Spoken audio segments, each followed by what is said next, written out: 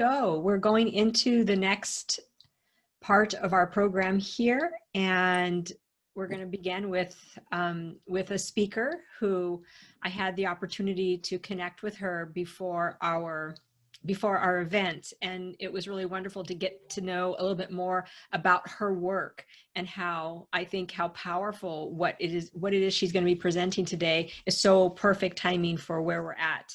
And so it's Susan Schloss, and her talk today is Unpack Your Money Mindset. I love it. Unpack your money mindset through 8 money types. And what is so beautiful about what I discovered about the work that she does is that she takes her background of having 20 years in the financial service industry, including working as an investment specialist, operation manager at Schwab, and running a thriving bookkeeping business. So she has combined that with her studies of energy, healing, body work, and yoga, along with her lifelong meditation practice, and keen insight, and I would imagine intelligence, of course, and intuition. So what's beautiful in our conversation that I got from it is that how she bridges the spiritual and the literal conversation of money. And that's so powerful. And it's so powerful on so many levels because this is also healing a lot of money wounds that we have. And so I love that she brings these two together in the way that I'm looking forward to hearing what you bring, and bringing in these 8 money types, which archetypes that she's going to be talking about, and her masterful intuitive ability is going to just probably give this even much more depth than just your speaking about money in the literal sense. So thank you very much, Susan, for being here, and I welcome you, and take it away. Thank you so much, Teresa. You really nailed what I'm all about, bringing the spiritual and the material together. It makes a beautiful marriage, and it's super powerful to have that combination when we're talking about money. So money mindset.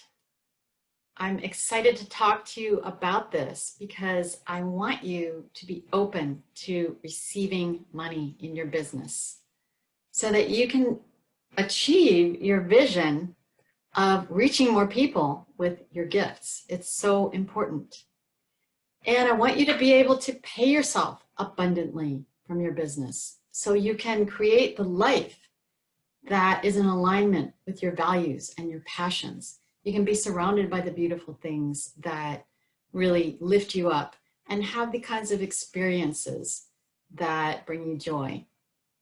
And I want you to be able to give generously to causes and people that matter to you without sacrificing yourself. To change your money mindset takes attention. It takes mindfulness. We have to know when we're getting activated, when we're getting triggered around money, and feel those feelings so that we can transform them. And that's what it's about. It's about transformation. And these triggers that can come up come from imprints from our childhood most of the time. And so bringing awareness to that is what really helps to shift the patterns. Just the awareness can make such a difference.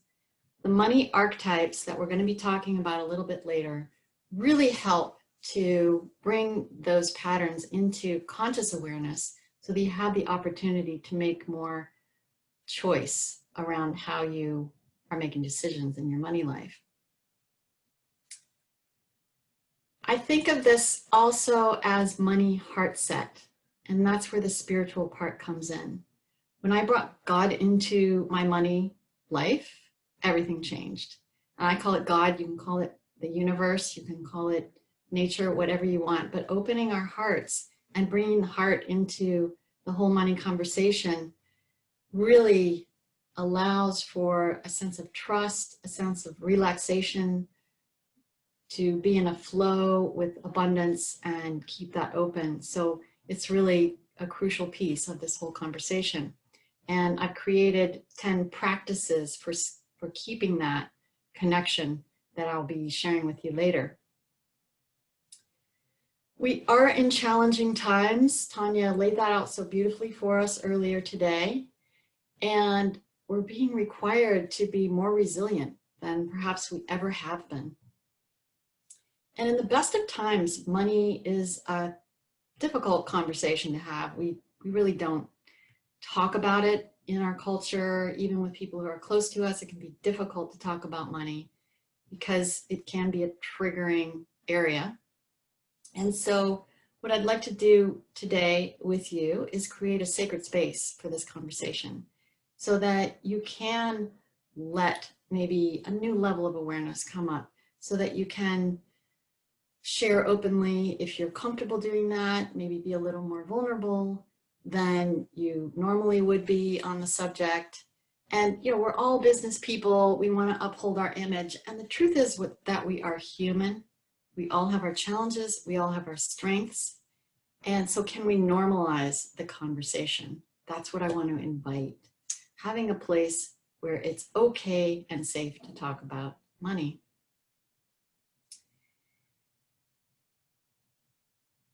In the money coaching process, we unpack trauma that is related to your money patterns by diving into your money history. So I want to share a few examples of how this works from my own life. My father's parents got a big inheritance from my grandfather, my dad's father, and they blew it all on a big trip all around the world. I remember getting all the gifts from all the different countries. And my grandmother ended up dying in a Medicare facility. So they really were not responsible with their finances. Now, my dad's reaction to that was to have a steady job all of his adult life until he retired. And he got long-term care insurance because he never wanted to be a burden on his 5 children. So that's an example of how his history with his irresponsible parents created his positive pattern of being ultra responsible. And now he's living very comfortably in a retirement facility, or actually it's an independent community. He was just in the hospital. They are now taking care of him in the skilled nursing, and he's just all set. And then for myself, my dad decided, or was invited, to do a lot of traveling when we were all teenagers. And so for work, he traveled a lot of the time and left my mom at home with 5 children. She was not happy. She was very stressed and depressed. So that put an imprint on me of work equals abandonment. And that was something that I had to heal, and to learn that work could equal passion, could equal fun, could equal joy, and could equal fulfillment, and that I can take care of myself and have my business. I grew up with a lot of privilege. We had music lessons, we lived in a nice home, and were comfortable. And when we went to visit my cousins, I felt a sense of lack because they had a big house, and where I shared a room with 2 sisters, and if I needed privacy, I had to go into the closet to get it. My cousins had a whole basement that was all for kids. So that felt like a lot of abundance to me. And my aunt had a career as a psychotherapist. My mom was a stay-at-home mom and was not happy. So that made a big impression on me. So what I'd love to do now is to hear from you. Oh, actually, before I do that, I want to talk about this next piece. Money trauma doesn't necessarily come from, money issues don't necessarily come from money trauma. They can come from any kind of trauma. So if there was alcoholism, sexual abuse, drug addiction, or any challenges like that, that can absolutely affect your money relationship. In my own case, there were most of those things going on growing up. And so that imprinted on me a sense of unworthiness. And that's something that I've had to work through in order to be open to receiving. And in order to get over the pattern that I developed of staying small to stay safe. So this piece of visibility can sometimes require us to move through some of these emotional blocks and fears from these traumatic events in our childhood. If you're a Black person or a person of color, there's a whole systemic trauma involved, and we all need to work toward healing that together. We also pick up the strengths from our influences as children. So sometimes if there are challenging patterns around money, it's hard to see our strengths. I see this all the time where people don't realize that they're hardworking, responsible, they're tracking their money. And all they can see is maybe that they overspent or something like that. But when we go through the money coaching process, you really get to see where your strengths came from as well. And that's so important. There's a lot of healing that can happen in that process.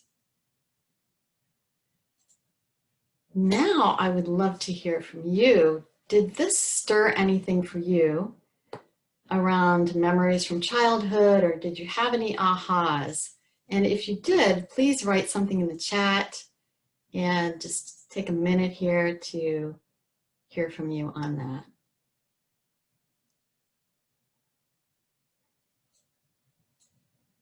Anything gets stirred around your childhood? And when we work with the money types, that can really help to maybe trigger something in a good way about somebody you know. Oh, that's what that person has going on. That's the energy there. Can people raise their hand if they want to as well? If they want to talk, sure. Yeah, okay. So you guys feel free to raise your hands or just read a couple Libby? of here. Yeah, it's easier than trying to type this. I might as well just tell you. Anyway, thank you. You said staying small to stay safe, which I thought was great because I had a very chaotic home and I used to hide in the closet. Would always hide in the closet, close the closet door, and hide behind all the clothes in there. And I was over there, I'd be, where'd Libby go? Oh, she's hiding somewhere in a cubby hole. And I had my own cubby hole, and that's where I was. But when you said that, I thought, wow, that's pretty wild. So thank you for sharing that. Great, thank you. So we heard from Kelly here. I wanted to just... I have a comment. Okay, I'm just going to read one comment here, and then I'd love to hear. I for sure had feelings of lack and a feeling like we had to pretend like we had more. I have heard that a lot. Thank you for sharing that. Okay, who was that wanted to make a It's Tamara Archer. Thank you. I grew up in a very male-dominated family, so men had the power, men made the money, and it was one of the first conscious choices I remember making that I was going to earn my own money, and that whoever I married, I wasn't going to have to ask permission from. And those were the only two conscious choices I remember making, and it was all around power and safety and how that was tied into money. Powerful. Yes. I think mine is that I was raised with a father who used money to control. And it was a secret. There was no finances talked about, no budgeting talked about.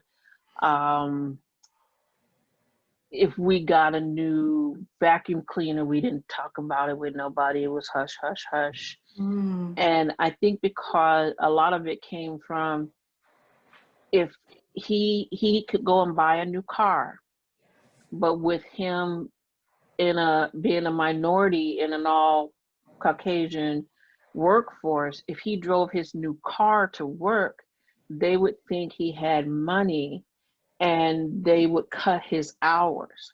So things that we had to be hidden. And it went from the smallest vacuum cleaner to the new Chrysler New Yorker. Wow. So I overshared as a single parent with my children. Mm-hmm. So, but I couldn't teach them what I didn't know. I didn't learn budgeting and investing and any of those kinds of things. I just learned to hoard money. So I couldn't teach them anything about that. It's been wonderful to watch them learn it as they grow up, but it would have been nice to have been able to teach it as we were, as a single parent, as we were growing up, as they were growing up. That's powerful. Thank you so much for sharing that. And you are going to recognize your dad in these money types in a few minutes. And we hear from Tamara that the spotlight message just covered up your chat. There we go. Women didn't need to know. My sisters and I were kept in the dark.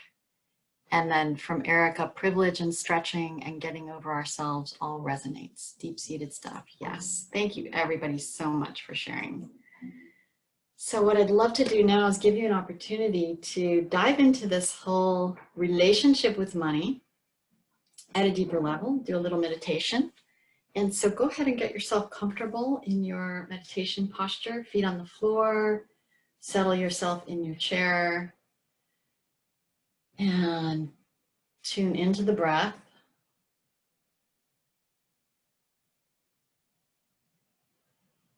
Let each exhale take you a little more relaxed. Let the shoulders drop, let the jaw relax, let the face relax.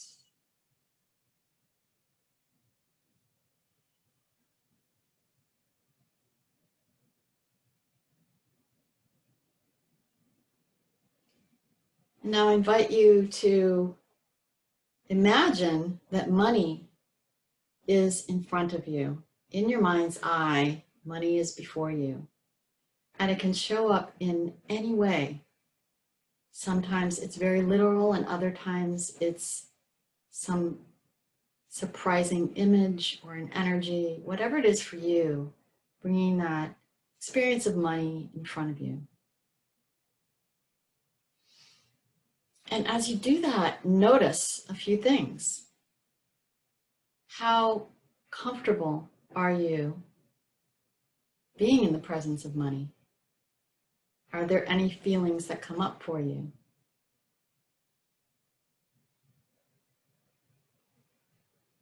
How close or far away is money?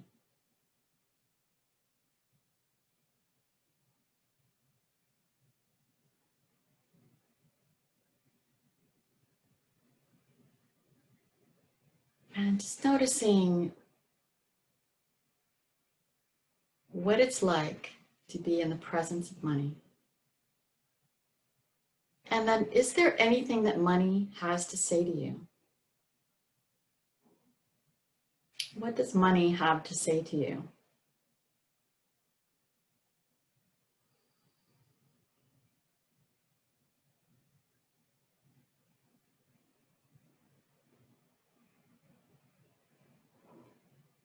And is there something that you would like to say to money?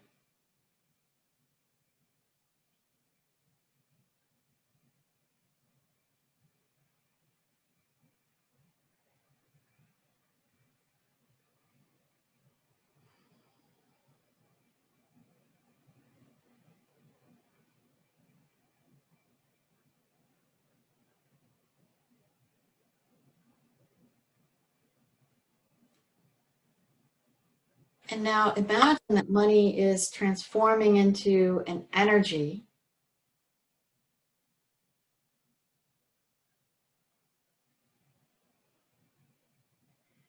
And can you let that energy move toward you and surround you? Notice that, notice the color, notice the quality, the transparency or thickness of money as an energetic.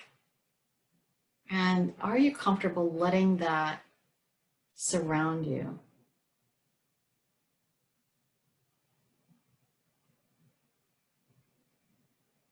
Are you comfortable opening your heart to money?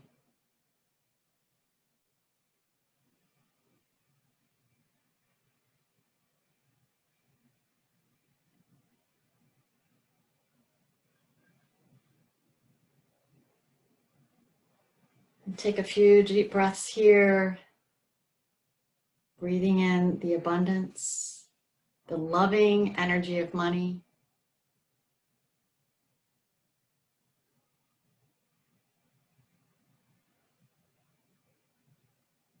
And then when you feel complete, you can let that fade away. Come back to your experience of the space around you, your feet on the floor, your body on the chair. When you're ready, open your eyes.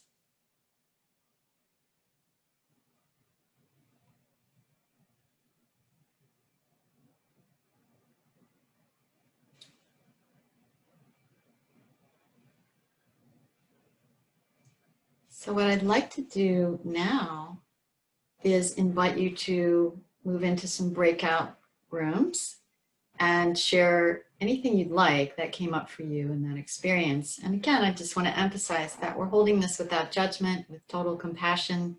And I so appreciate people's willingness to share vulnerably in the chat and verbally as well. So, Athena, can we do our breakout groups now? And we'll have 6 minutes in the breakout rooms. I don't know how many people are going to be in each room. Maybe you can let us know. So we're doing breakout rooms, and you're going to go over the question that you want people to address in the breakout room? Yeah, just sharing the experience from that meditation that you just did, what came up for you around your relationship with money, how comfortable you were in the presence of money, and, you know, anything else from the discussion so far today. All right, so we're ready to go into the breakout rooms. There'll be about 3 to 4 people in each room, and you're going to want this for, was it 6 minutes? Yeah, so it's going to be a pretty short share. If there are 3 of you, you'll have 1.5 to 2 minutes. And if there are 4 of you, 1.5. So Okay, fantastic. So sharing we're right away. ready to go. Okay, I think we're just about all back. I'd love to just hear from, let's say, 2 people, something that you heard in your small group or something you'd like to share at the group level from what we've experienced so far in this session. Who would like to share? Who else would like to share? We heard from a couple people earlier. I can share. This Thank is you. Kelly. Hi. So it came up in our group that a couple of us were latchkey kids growing up, but we had different responses to that. One didn't mind that they were a latchkey kid. They saw it as their mother modeling, working, and all of that. But on our end, or my end, I decided to be a stay-at-home mom, so that I was always here for my kids and not away at work. Yeah, that is really powerful. Everybody responds differently to our situations, and that's great awareness. And it often happens that when I teach classes, there's a common theme. So that's interesting that theme was there in your group. I'm sure other people relate to that. Who else would like to share on the group level?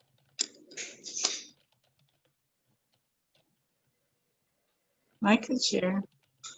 Thank you, Zelda. Sure, no problem. Let me go on the other. I have the cable guy in here. No, I thought it was so interesting that as I was doing the exercise, I felt comfortable with money, but it's interesting that it had a very male energy. Mm. And it made me think about my relationships, because it made me think about, I've always had good relationships. I've always had a lot of male friends. But when I would get into romantic relationships with men, I would always go for the ones that were just like, I said the worst ones, but I picked them. You know, I picked the ones that I even knew were not right for me. And I always found that interesting, but as we were doing this exercise, that kept coming up for me. So I don't know, I seek some kind of a relationship, and then I would always be the one paying for stuff. You know, so it was almost like I felt this obligation to pay, and I was constantly trying to please them by how much money I could spend on them. So it's amazing that that came up for me. I never saw that correlation before. That is a powerful awareness. So when I talk about the spiritual part of money, you'll see that I bring a divine feminine image to it, and that might be something that'll be nice for you to experience. Thank you, everyone. Okay, I'm going to share my screen now, and we're going to get into these money types. Let me know my own value, beauty, and worthiness without question. That's from Tosha Silver, her book, It's Not Your Money. This is a beautiful book that really helps to strengthen that spiritual connection around this whole conversation. So in the money coaching process, we are excavating unconscious patterns. You had a little taste of that today. The patterns are hardwired in our nervous system. And we're talking about chemical reactions here. It can be the thrill of spending. It can be the stress relief of spending. We can even have an addiction to anxiety around money. So understanding that these are chemical reactions and that we need to work with it on the physical level, as well as the mental and spiritual and emotional, can be really helpful. So what we want to do from a brain standpoint, when these situations come in, let's say there's a stress situation, and the reaction normally might be to go to the reptilian brain and have the usual reaction and get into an old pattern. Once we have the awareness, once your awareness of that is increased and you understand what's operating, you can then start to make more rational decisions. So that is the ultimate goal of the work. Here are the 8 money types. And we're going to go through these one by one. So just looking down the list, you might know right away which ones you resonate with. And as a business owner, you very likely have some of the warrior going on.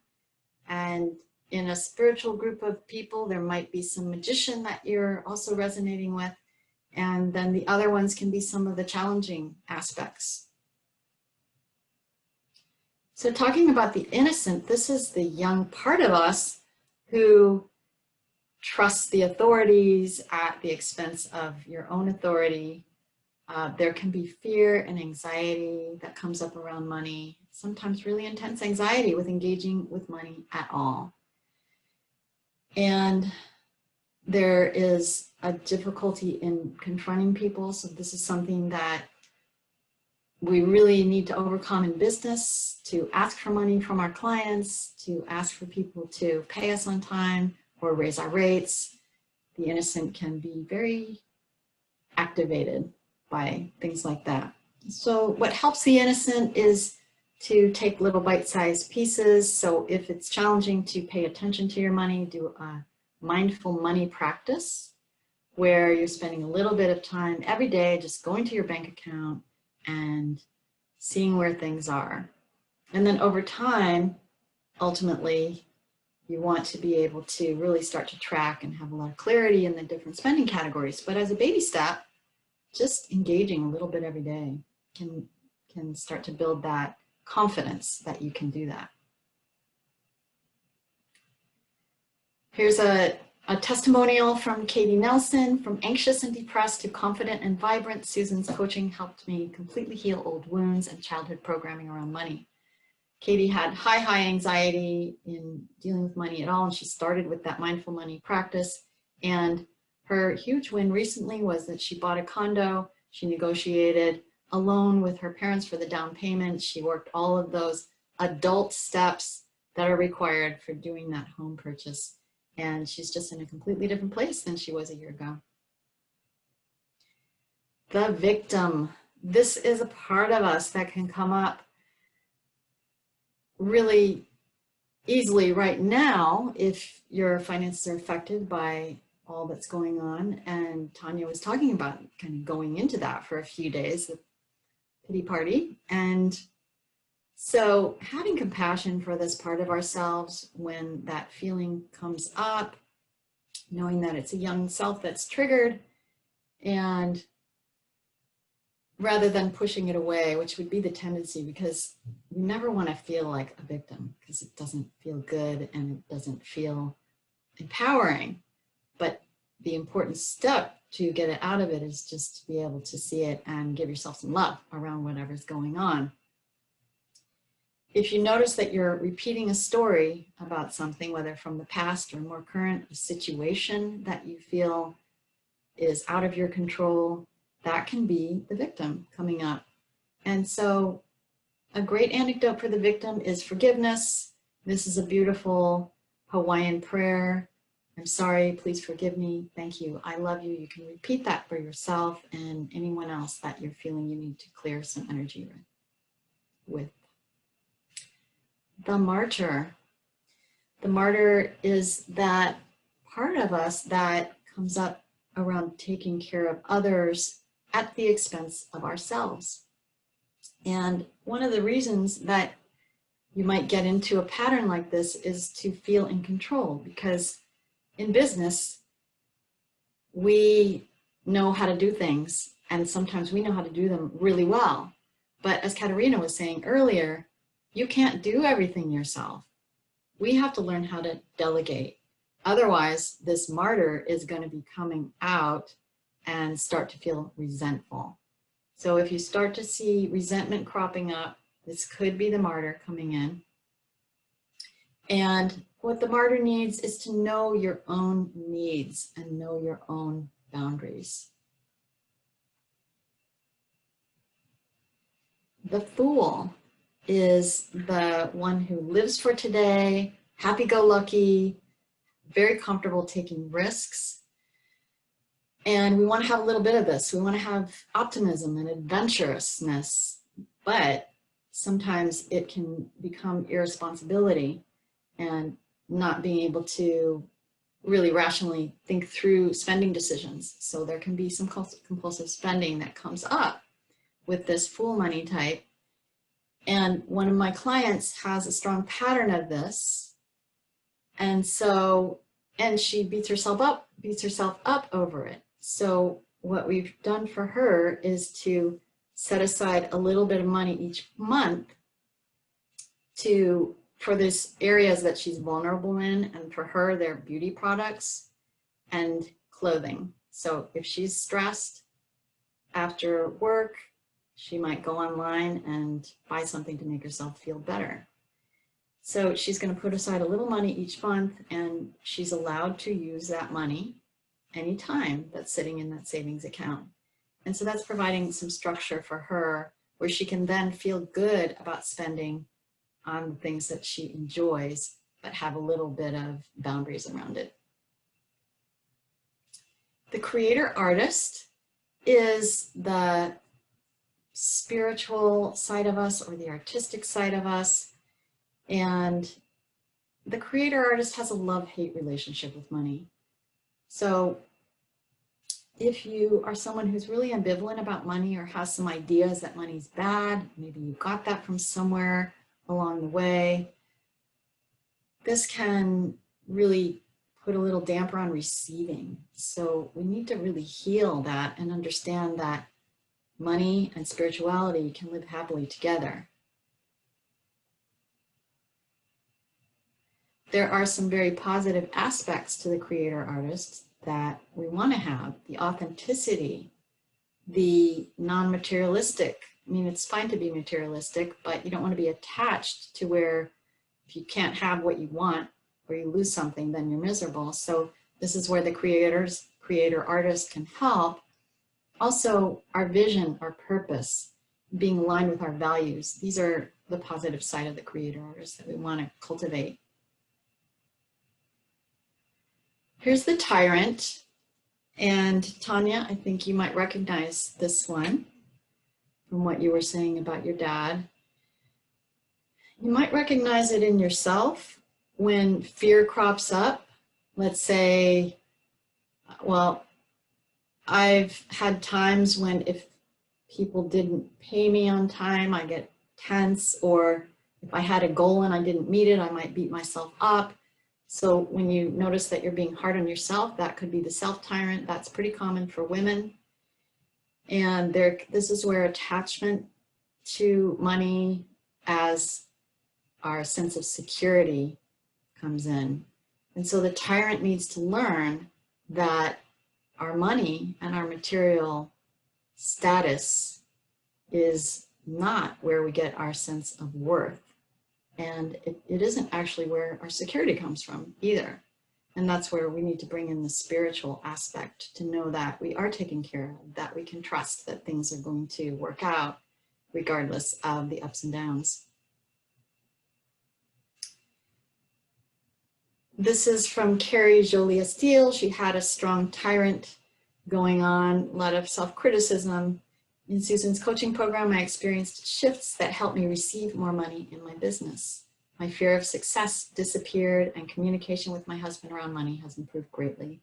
So this is one of the huge benefits of working on your own money dynamics and improving and opening up those lines of communication.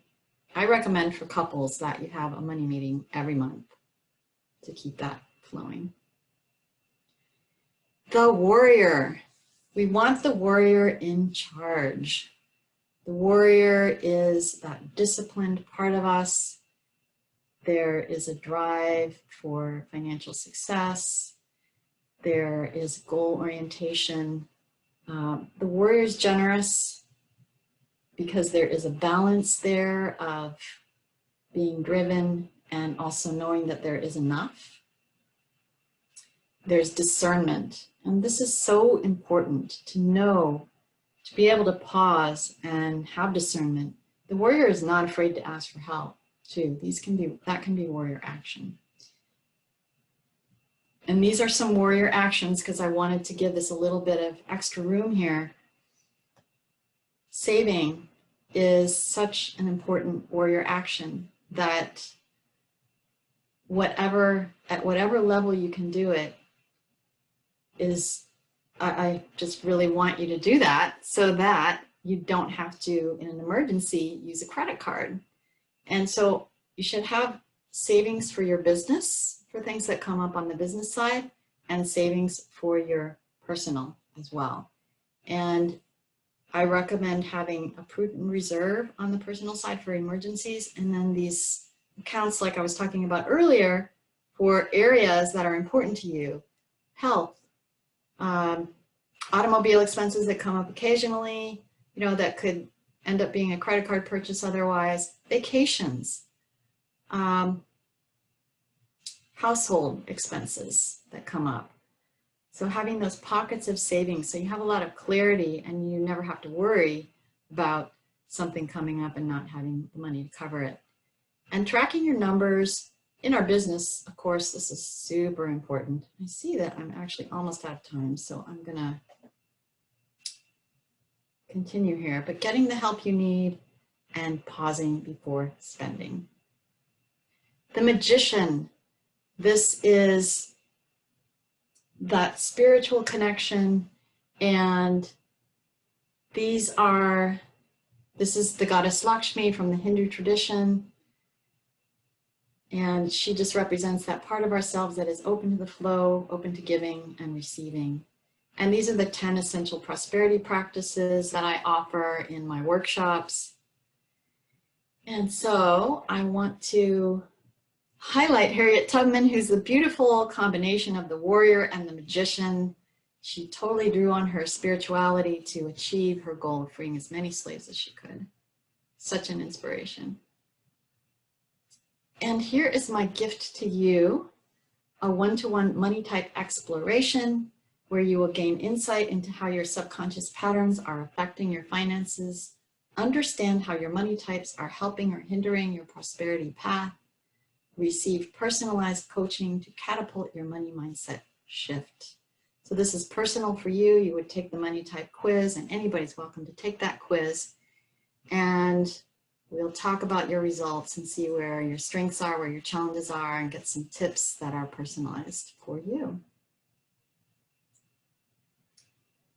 Oh, I actually have 4.5 minutes, or almost 5 minutes. Fantastic.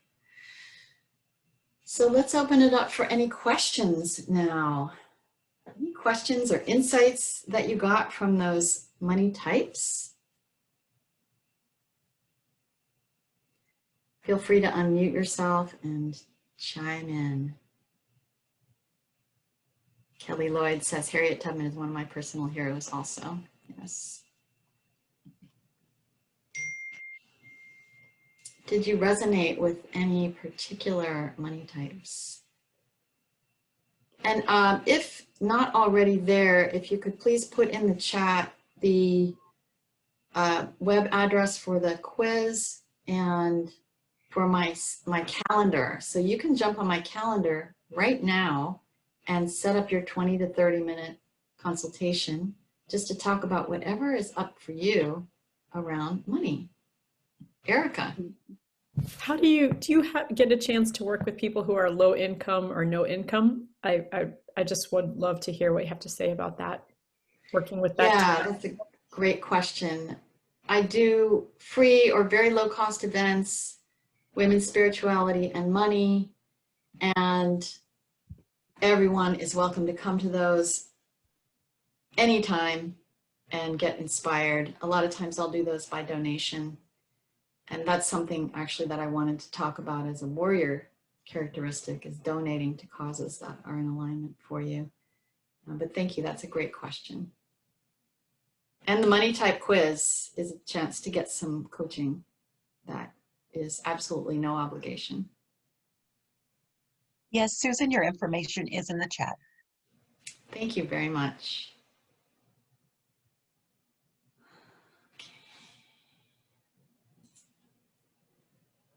I saw myself in a lot of those money types. Thanks, Kelly. If you want to share on that at all in more detail, please feel free. Well, let's take this. Oh, I'd like to comment really quick. Yes, please. What came up, and I think what was really powerful for me to hear, was how you brought the feminine into the money conversation versus the masculine energy of money. And I so appreciated hearing that. It's my feeling that we are moving into more of a yin economy. That's what we're trying to do, is move into more of a yin economy. So thank you for highlighting that and just bringing presence to the shift that we're trying here to make with our money relationship. Yeah, that was beautiful. Thank you. Okay, let's take a moment here to go back into an internal space and just gather your own energy. We're in a group all day and it's great to get grounded and just come into yourself for a moment. If you'd like to close your eyes, feeling your feet on the floor, feeling your breath.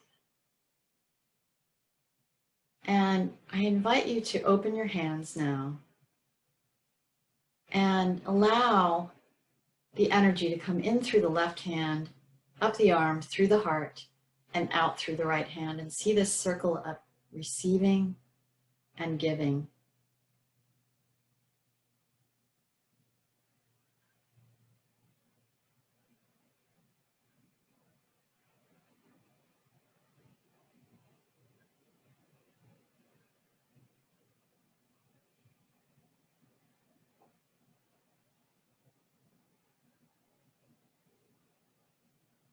And then taking a nice deep breath and let it go. You can make a sound if you'd like.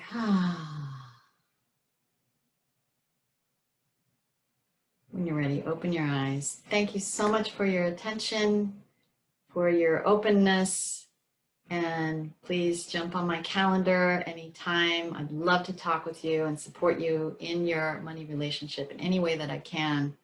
And I just want to shout out to Tanya and her team for a fabulous day that is lifting and sustaining all of us.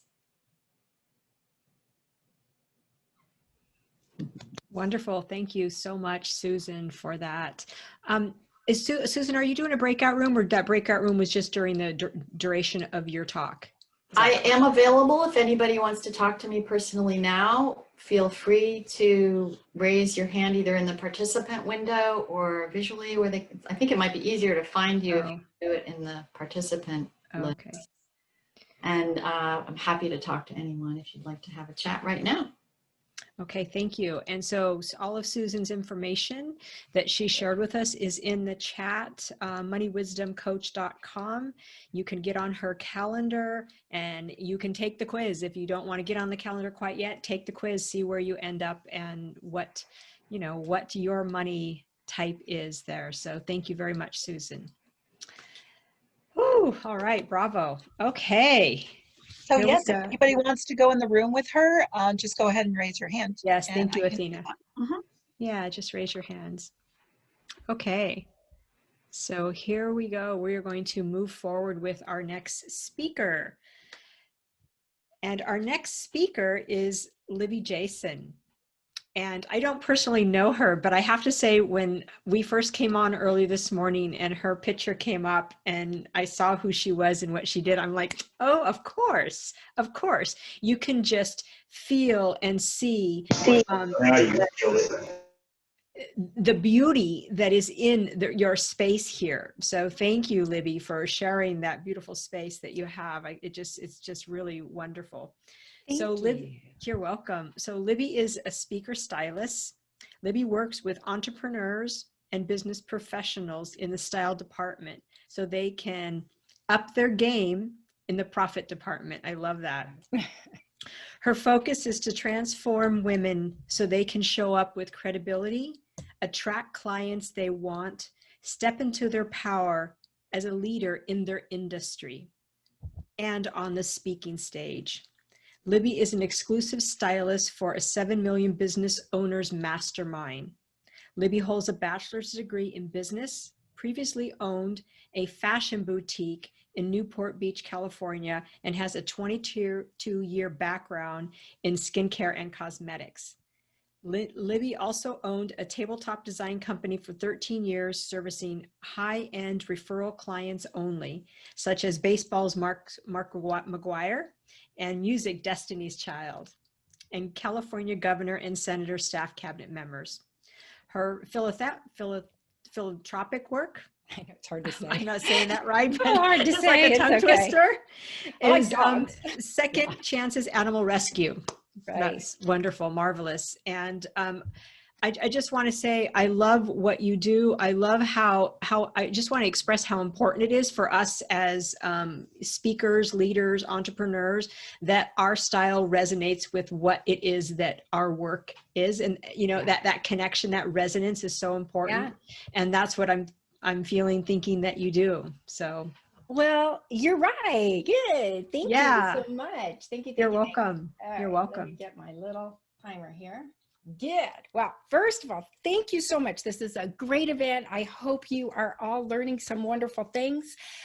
Yes, the fortune is in the fabulous. And what we're going to do, we're going to uncover some of the hidden secrets to being more visible, so you can go from blending in to standing out.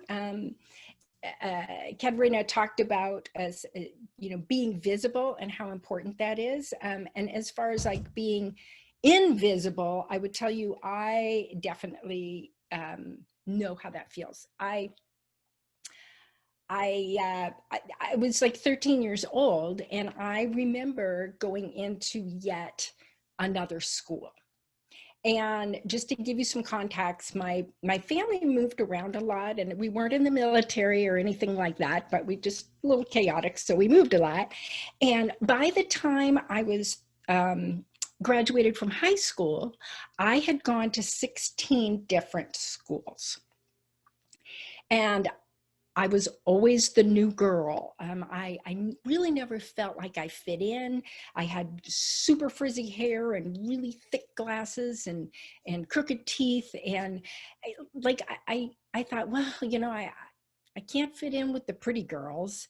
And I knew I didn't fit in with the popular girls. And I wasn't part of the cheerleader group.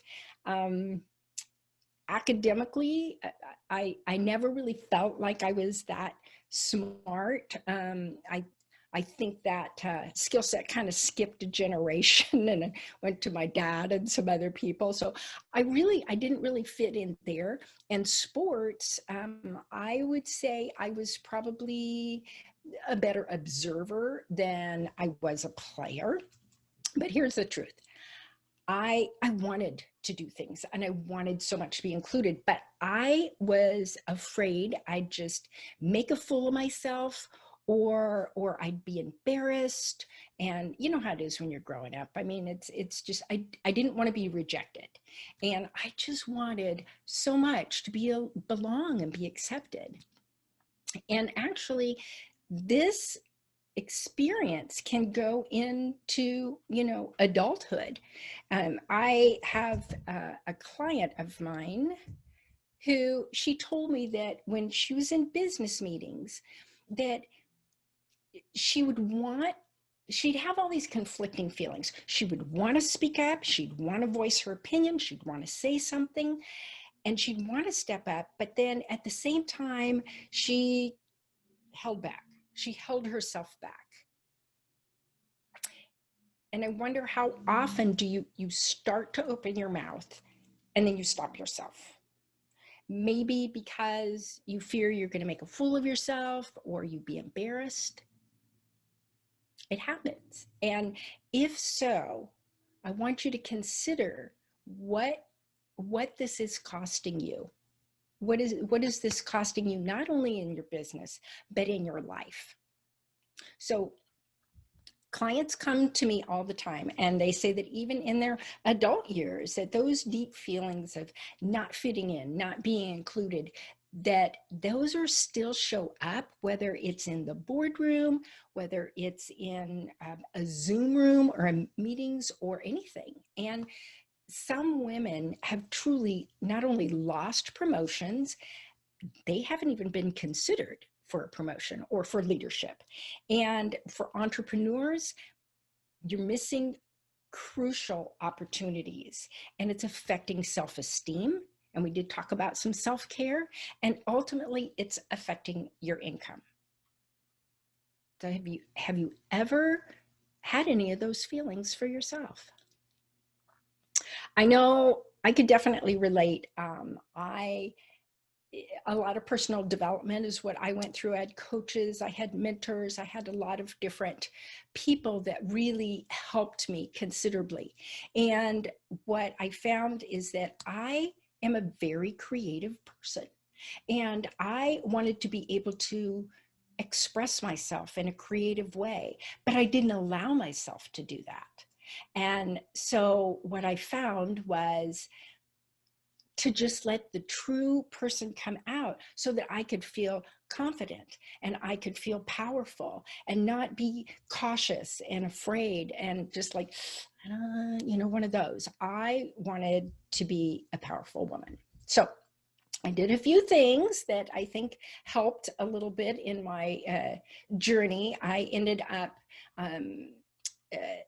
creating a successful design company. I worked in skincare and cosmetics. And now I help my clients show up sharp, show up professional, not only be seen, but I want them to stand out on purpose and attract those ideal clients and feel really, really good about themselves. So I know we've all heard this before that, you only have 7 seconds to create a first impression. We've all heard that. And it's true. I mean, it is. But I'm convinced that no matter how old we are, I don't care what age we are, we want to be noticed. We want to be recognized. We want to stand out. We want to feel beautiful. And to have the confidence to walk into any room, having heads turn and know that we're making an impact, I mean, it's so valuable. So because we want to make an impression, we're going to look at 3 different things that we've done to do that. Now, we just finished talking, Susan just talked to us about money, and so this may resonate with a lot of you. have you ever tried the monthly auto ship where they send you the clothes and everything? And it may be convenient, but here's the thing. They don't really take into account what you already have in your own wardrobe. They just want to sell you more clothes. And so basically it just adds more stuff to your closet, okay? And the average woman, get this, the average woman only wears 20% of the clothes in her closet. And a lot of them still have tags on them. So don't put your name in the chat if you're one of those, yes, I have all these things. But a lot of times with those companies, the quality is a little marginal, and especially once you wash it. And so what happens? It continues to cost you money without you getting the real results that you want. Okay? All right. The next one would be, have you ever resorted to, you know what, I'm just gonna wear black, because maybe you don't even know what else to wear, or maybe not even what fits. And a lot of times we think that wearing black makes us look slimmer, but it actually can kind of keep you in the kind of the dull, boring type of habit, you know? Sometimes it's just something that we reach for. It's just automatic, but it'll keep you blending in instead of standing out. And wearing black on Zoom isn't always the best thing, okay? So here's another thing that you might have done. This might look familiar, especially after COVID, but you buy a bigger size. And then if that doesn't fit, you just you wait because of your weight, and you still don't feel confident to step out there and be seen. In fact, you even get shopping fatigue just trying to get clothes to fit in the first place. And you become frustrated because you don't want to look frumpy. You don't want to look out of date. And it can be a real issue. Even in a Zoom room, let's face it, most of us, don't raise your hand, but most of us are probably not wearing the most optimum outfit below. I won't ask you what it is, but it's like, you don't have me stand up in a Zoom meeting. I was in an event once and the speaker had said, they called back. Okay. The speaker had said, okay, I think she's kind of like Erica, but she was doing it, like a stretch, everybody stretch and get up and everything. And she said, okay, everybody stand up.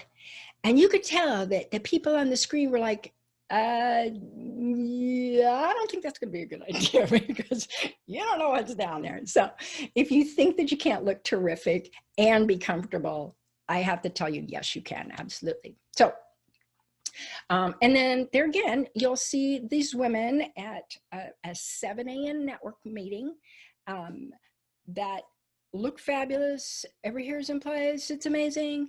And you're sure that they got up at dark 100 or something to get dressed in the morning.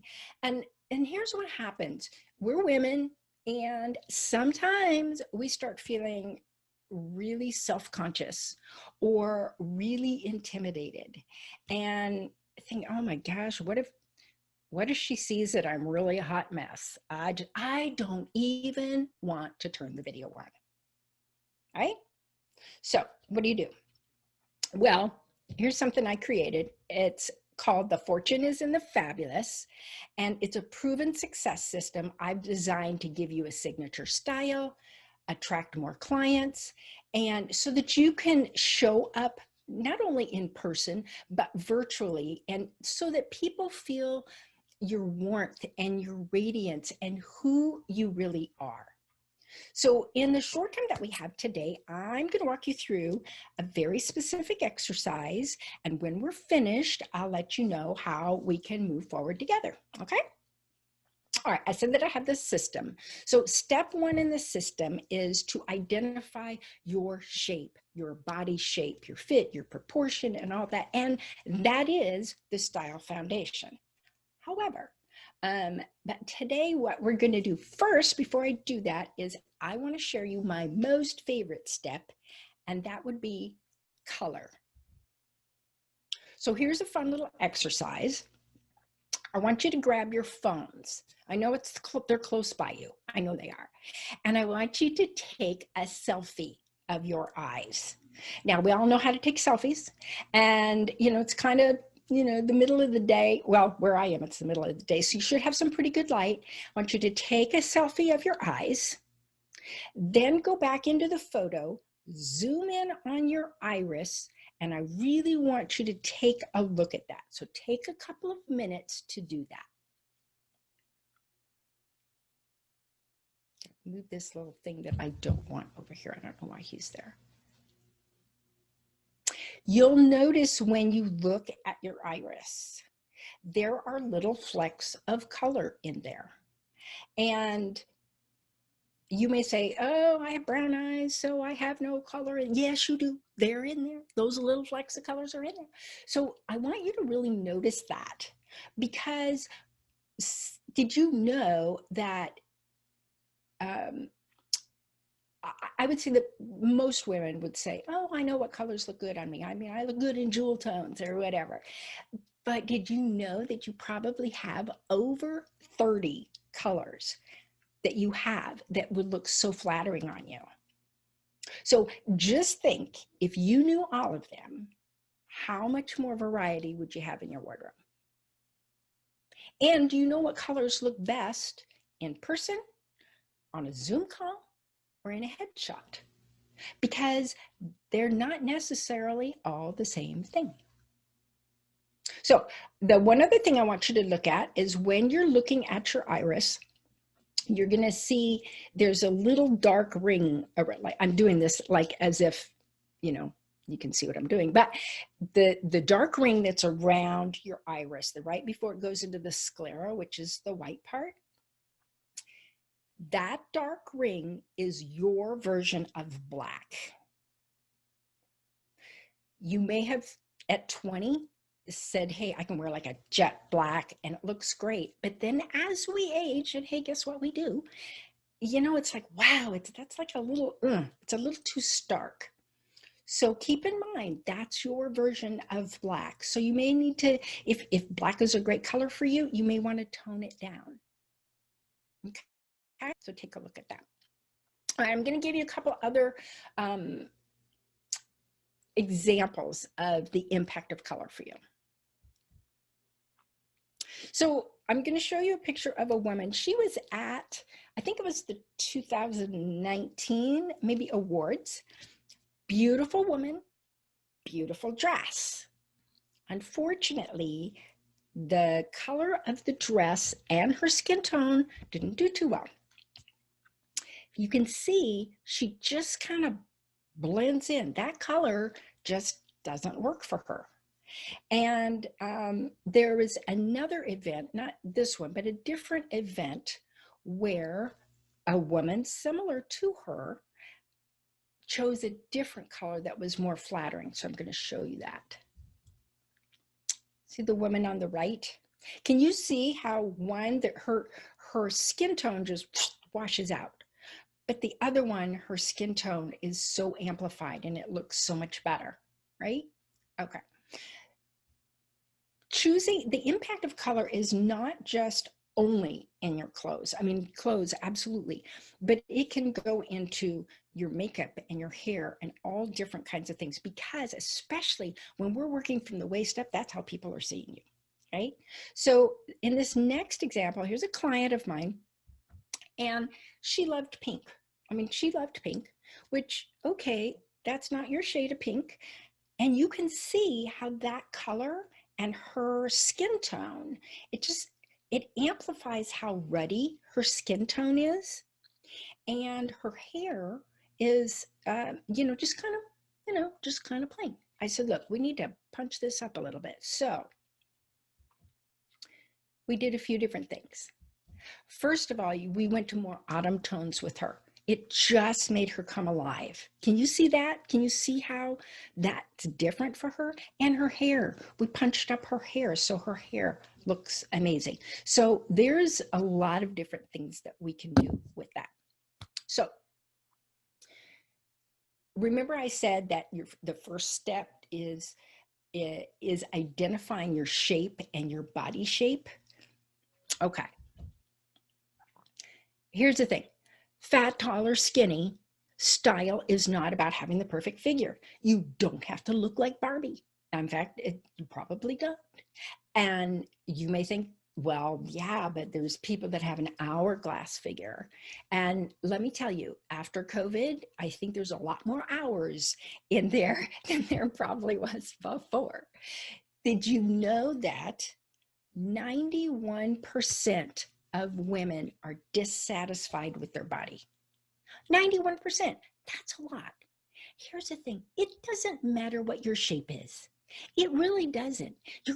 You know, God created all of us to be beautiful. And so whether you're an apple shape or you're a pear or an extra hourglass or a rectangle or whatever you are, it doesn't matter. Okay? The trick is learning how you dress for your shape. All right? So here's a couple of principles to keep in mind. Balance and proportion are huge. So balance, if you're in real estate, or actually if you're in insurance, don't insure this house because it won't work. But balance and proportion visually, how is that coming across? How does that work for you and your body? This client of mine, Barbara, Barbara's about maybe 5'2". And so for her to wear a long jacket or a double-breasted jacket, she has a nice ample bosom. And so being able to balance out her body like this was a whole lot better for her. So we worked with the fit, the balance, and the proportion for her. And I do want to share with you some key information about fit and why fit is so important. Fit is everything. It's your new F word. It's fabulous. So this particular client, her jacket, she actually would network this way, and her jacket was pretty like almost sweater-like. And as you can see, it doesn't fit in the shoulders. It just kind of hangs there. It's a little long for her. It just had a very sloppy, unflattering look for her. And, you know, she wondered why she wasn't getting people that were engaged in her business. So by choosing a jacket that had a little bit more tailoring, see that where the shoulder hits, it's right at the edge of where your shoulder is. I don't know if you want to take your hand and just kind of put it right at the shoulder bone there, but that is actually where your jacket needs to fit. Goes in a little bit on the waist, gives her a little bit more of a waist. And with her arms on the sleeves, it's a little shorter sleeve. And the reason for that is the narrowest part of a woman is her ankles and her wrist. Okay, so one of the things that I teach my clients when I'm doing jackets with them is to help them with a French cuff in their sleeves. Now, at the time, we're going to have some Q&A at the end, and if you want me to demonstrate that, I'm more than happy to. And I do have a Style Tip Tuesday where I send out to everyone that's in my organization, and they get tips on how to do things like that. So if I'm not there, they know how to do that, right? Okay. So you can look professional and still be in a casual environment. This next client, she absolutely felt like, hey, you know, I'm kind of working as a property manager and then also in construction, so I don't really need to look like a whole lot. And this was like before the COVID thing. This is her. So this is how she went to work. And the thing is, she is such a smart woman. She was like wicked smart. She's great. But she didn't have that authority, that like Katerina was saying, the visibility, the authority. She didn't have that. She didn't have that influence, right? So what we did is we changed it up for her so that she could have something she could pop off the jacket, pop it on whenever she was online. But that was something that we could do for her and say, listen, you can still be professional and comfortable in any environment. So I think now you realize that, your body shape is one clue to looking fabulous. And, oftentimes that's kind of hard to determine yourself. I mean, you may have an understanding of how you look, like, okay, I think I'm a pear, I think I'm an apple, I'm not quite sure, I may be a combination, but know exactly what's going to work for you. Sometimes that's hard to do. It's, kind of like tickling yourself. You can't always do that. So here is where I can help you. After listening to this, you may be thinking, oh my gosh, I need to take a deeper dive. I need the whole makeover. I want the whole enchilada. I want the full 2-day style makeover. I want everything. Because even though we're working from home, we are still out and about. We're going to the grocery store or the dentist or, whatever else we need to do, right? Okay. But you may be thinking, well, that's great, but where do I even start? How do I even start? And maybe you're just trying to figure out, how do I make the best impression on a Zoom call? So if you would like to improve your online appearance for virtual meetings so that you're confident and you're more engaging, if you'd like to have high conversion outfits so that you put out your best and your energy attracts those people, if lighting, camera placement, background, all of those are a challenge for you and you want the respect and the recognition, whether it's online or off, you're going to want to start with my Wow the Crowd Zoom image refresh. Now, this is designed so that your high-level clients see you as the expert. So here's how you do that. Because you made the investment in yourself to be here today, I have a special rate for the first 15 of you who register. Typically, these sessions are valued at $200, but for the first 15, it's only $47 per person. You want to use the group code. So here's what you do next. You grab your phone, you go to libbyjason.com, scroll to Wow the Crowd, and use code Libby47.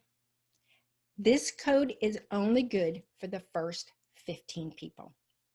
And the techniques you will learn will help you get camera ready, feel fantastic and confident for your next virtual meeting, speaking gigs, any of those. So I want to close today telling you about my client, Kathleen. Kathleen, she's one of my VIP clients. She came from a corporate background and she was going into entrepreneurship.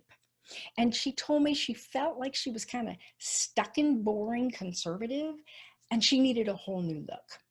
So after we worked together, Kathleen said she went from professionally plain to perfectly polished. Her confidence went off the charts and she enrolled 4 new clients within 30 days. And Kathleen is now a high performance coach making over 6 figures. So imagine how you'd feel to have results like that. You are making connections, attracting clients, and increasing revenue. You are a woman who no longer loses opportunities or income because she's able to say, hey, I am confident, I'm killer, I am headed your way. I am Libby Jason, your style expert. And remember, the fortune is in the fabulous, which is the fabulous you. And I thank you so much for having me today. I do have some time, about 5 minutes for Q&A. So if you want to put something in the chat, I can stop sharing my little screeny thing here. Once I figure out how to not do that, there we go. Great. And Tanya, if you have any questions for people in the chat, I have about 5 minutes that I can do that. Thank you so much, Libby. Actually, we are at time, but what we can do is they can put questions in the chat and you can go in there and answer those questions. Great. Yeah, and I just want to highlight again, so that's libbyjason.com, and the code for that is Libby47 for all of you. So for the first 15 who come on, you're going to use that code. Right. That will be accessible there. Yes. Great. Awesome. Great. Thank you so much. Thank you. Okay. Thank you very much. All right. That was wonderful. Okay. So we can see in one of the windows there, our next speaker is prepared and getting ready to be our next guest. So I want to introduce Chef Deborah. And Deborah Costella, I love this. Ballerina turned personal chef and culinary instructor. That's fabulous. Chef Deborah has been cooking and teaching in the culinary arts for over 20 years, but for the last 6 years, she has been focusing on medicinally infused foods. It was back in 2014 when she shook things up in her own culinary world and began a family-owned business, Cosmic Muffin Cafe. I love it. A school of cookery. Early in 2019, she moved from Las Vegas to Santa Cruz, believing the area more conducive to her offerings. The Cosmic Muffin Cafe is unlike most other personal chef and culinary courses, is that the driving force, or rather foundation, of each meal is medicinal, by using medicinal marijuana, turmeric, cinnamon, and a myriad of other herbs and spices in each delectable dish. And one of the mantras I see that she uses here is, "Let food be thy medicine, and medicine be thy food." I love it. So welcome, Chef Deborah, to the California Speaker Showcase, and we look forward to your demonstration here. So take it away. Thank you so much. And thank you, Libby. That was great. That was a nice little segue for me, because Libby was talking about how to make the most of our appearance, develop confidence. So no matter where we go or what we do, we feel like a whole person. And I can help you from the inside out with that. Yes, Cosmic Muffin Cafe is, I've been cooking for about 20 some odd years, and I used herbs and spices and seasonings like anybody else. I use them to enhance the flavors of my food, to make your palate sing and dance. In 2014, I had spent much of that year flying back and forth between Vegas and Palo Alto to help care for my youngest brother, who was suffering with cancer, a long, long, ugly battle with cancer. And so, of course, he was on a lot of different medications, but one of them was Care of Nature, and he was partaking of medicinal marijuana. And of course, he was smoking it at the time, which the doctors were not excited about that, but they understood that the marijuana helped to alleviate some of the pain, at least to dull it, enhance his appetite somewhat, and also to kind of control the nausea that was constant. So they kind of backed off a little bit. My brother died just at his 50th birthday. And about 4 weeks later, I was back in Vegas, and I used to be a dragon boat racer. So I stopped dancing years ago, but then was mommy and cooking. But I was on a dragon boat racing team, and I was at a party, and I was talking to somebody in Vegas who happened to attend Foothill Junior College. For those I grew up in Palo Alto. So I went to Foothill before I transferred to Lone Mountain in San Francisco. But we were talking, and this person had said, gosh, I don't remember the school was really small. I don't remember anybody named Deborah Costella. And I said, well, I wasn't Costella then. I was Villaricio, but my nickname was Cosmic Muffin. Somebody else at the party kind of leaned in and said, ooh, what kind of muffins were you making? And I have to tell you, friends, that didn't leave my head. It was like a little light bulb went over my brain, and I thought, oh, I should have been putting medicine in my brother's food. He'd already passed, so it was too late for me to do that for him. but that's the driving force behind Cosmic Muffin Cafe. I now create foods that are not only lovely to look at, make your palate happy, but they serve a purpose in your body. And I work as a personal chef preparing meals for you, for individuals, families, or special events and parties. Right now, during the pandemic, of course, I shop, cook, and deliver at your doorstep. But I also do culinary instruction, so I can teach you about what these herbs and spices do to help your body, not just your palate. So for example, I want to make sure you can see, I hope you're all on gallery view so you can see my, let me fix this. Well, you can see my cutting board here, and I want to show you what I brought. So I've got basil, fresh basil. I'm Italian and Puerto Rican, so this is an important herb for me. I grow it myself.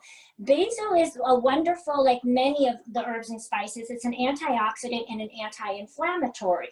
But I want to point out that herbs and spices and not only have medicinal value, they have energy in them. There's an energy component.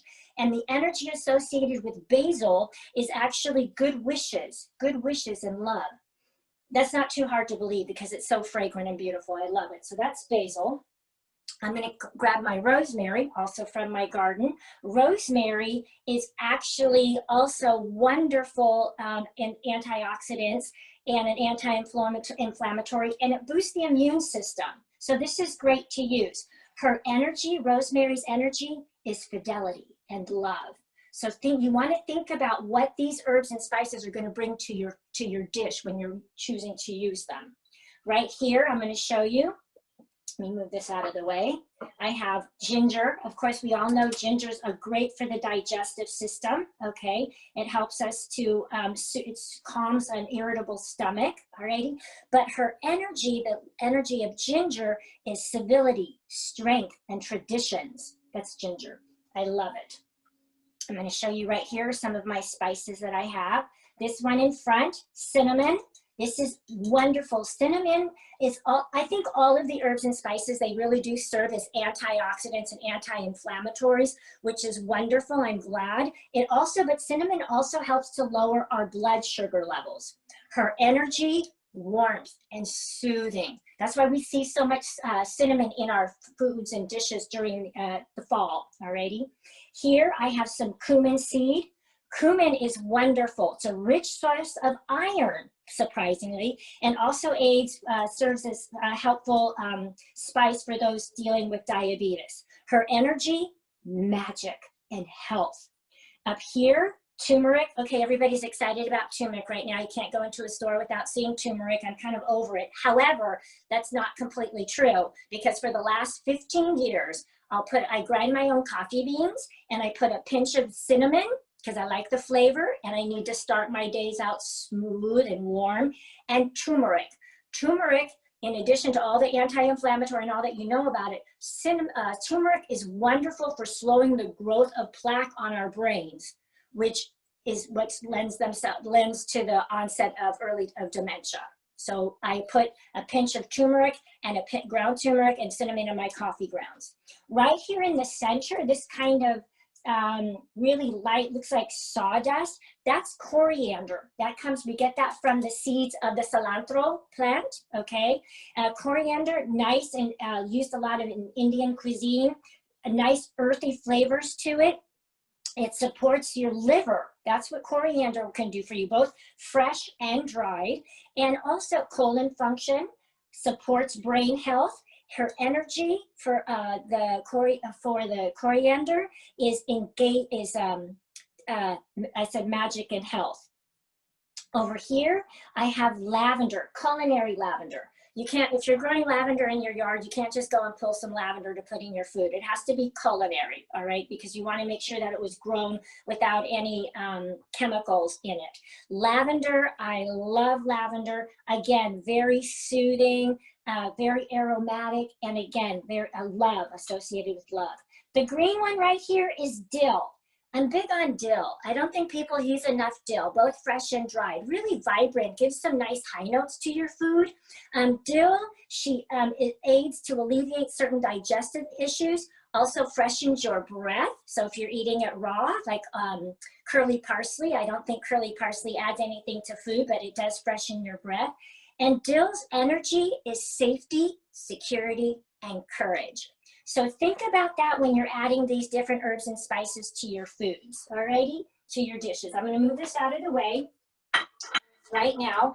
And of course, my other important medicinal additions would be CBD oil. I'll do that. I'll use a tincture, alrighty. And this does not have, most of you know this already, but I'm just gonna say it just in case you don't know. CBD does not have the psychotropic effects that THC has. So you cannot get euphoric from CBD, alrighty? I'm gonna let you know that. But you will feel happy with the cannabis, all right, with the THC, with the hemp. And this is just some trim that I always have. I have a private grower, so everything is grown in the ground. I like the use of dirt, not chemicals. Hydroponics are great, but not for my food. And this is what I utilize to make my compounds, my butters, and my oils when I'm infusing both sweet and savory dishes, all righty? So I'm gonna move that out of the way for right now. Okay, and then of course, from the roots of the plant, I make my own canna balm. Can you see this here? Can you all see my cutting board? I hope you can if you're on gallery view. Alrighty, this is a canna balm, and this is just with the roots of the plants, lots and lots of roots, coconut oil, and I'll put in some essential oils and a little bit of vitamin E as well too as a stabilizer. So I make this for you. All of my items you can purchase through my website and on Instagram. And I'll talk more about that when I finish up here.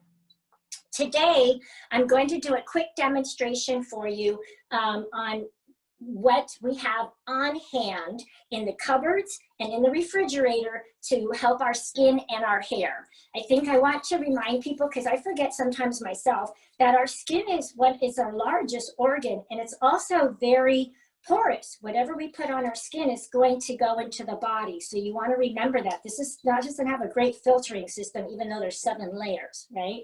So today I'm going to demonstrate a skin mask for tightening. I'm well over 60, so I'm really aware of that now. And then I'm also going to demonstrate a hair mask for you. Tomorrow, if you're here with us tomorrow, I'll demonstrate a recipe at the stove for the inside of the body, but that's tomorrow, and that'll be delicious. You won't get to eat with me, but you'll get to see it. Alrighty, so what I'm gonna do first is I wanna show you a very, very simple skin mask. You might have remembered this from 17 magazine for those of us who are old enough to remember. So I have a bowl, glass bowl, and an egg white. If you are following a recipe that tells you to use only the egg yolk, don't throw away the whites. Store them in a covered container. Make sure you put the date on there and how many egg whites you have in there. And I use my egg whites not only for my skin, but I'll whip them up and fold it into my waffles. It makes for a really light and crispy waffle, alrighty? You can even do it in pancakes if you want, but it's better for the waffles. So don't throw them away. So this is one of my reserved egg whites. They keep about a week or so in the refrigerator, just so you know if you're wondering. And I'm gonna go ahead and add that to my mixing bowl. I know that they provided you with the recipes. A little bit of honey, okay? I like the honey, it's gonna help this adhere. And about a teaspoon or so of honey. That's it, off to the side, okay? And then my recipe tells you to use some lemon juice. So you would take half of one lemon. Don't use the whole, don't squeeze that entire half, maybe about a tablespoon or so of the lemon juice. But as I said earlier, I'm well over 60 and my skin doesn't need the harsh acid of this. So I'm going to just use the zest because the skin, let me show you. The skin has, that's where we have the oils in here. You can see I've already taken some of this off for something else. So I'm gonna go ahead and I'm gonna zest a little bit of this right into the mixture. It's really easy sneezy. There we go. And it also smells really well.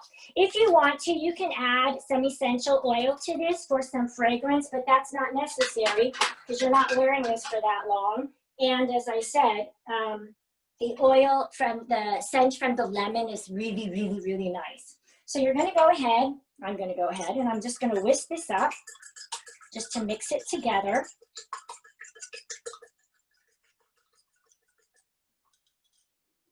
It smells really good.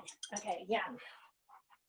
And you're going to apply this to your skin with a cotton ball. Okay, I'm not going to do it right now because I want to show you something else. So, but let's pretend. So dip, dip, dip on my face, all over. Go down. You're going to go down your neck a little bit.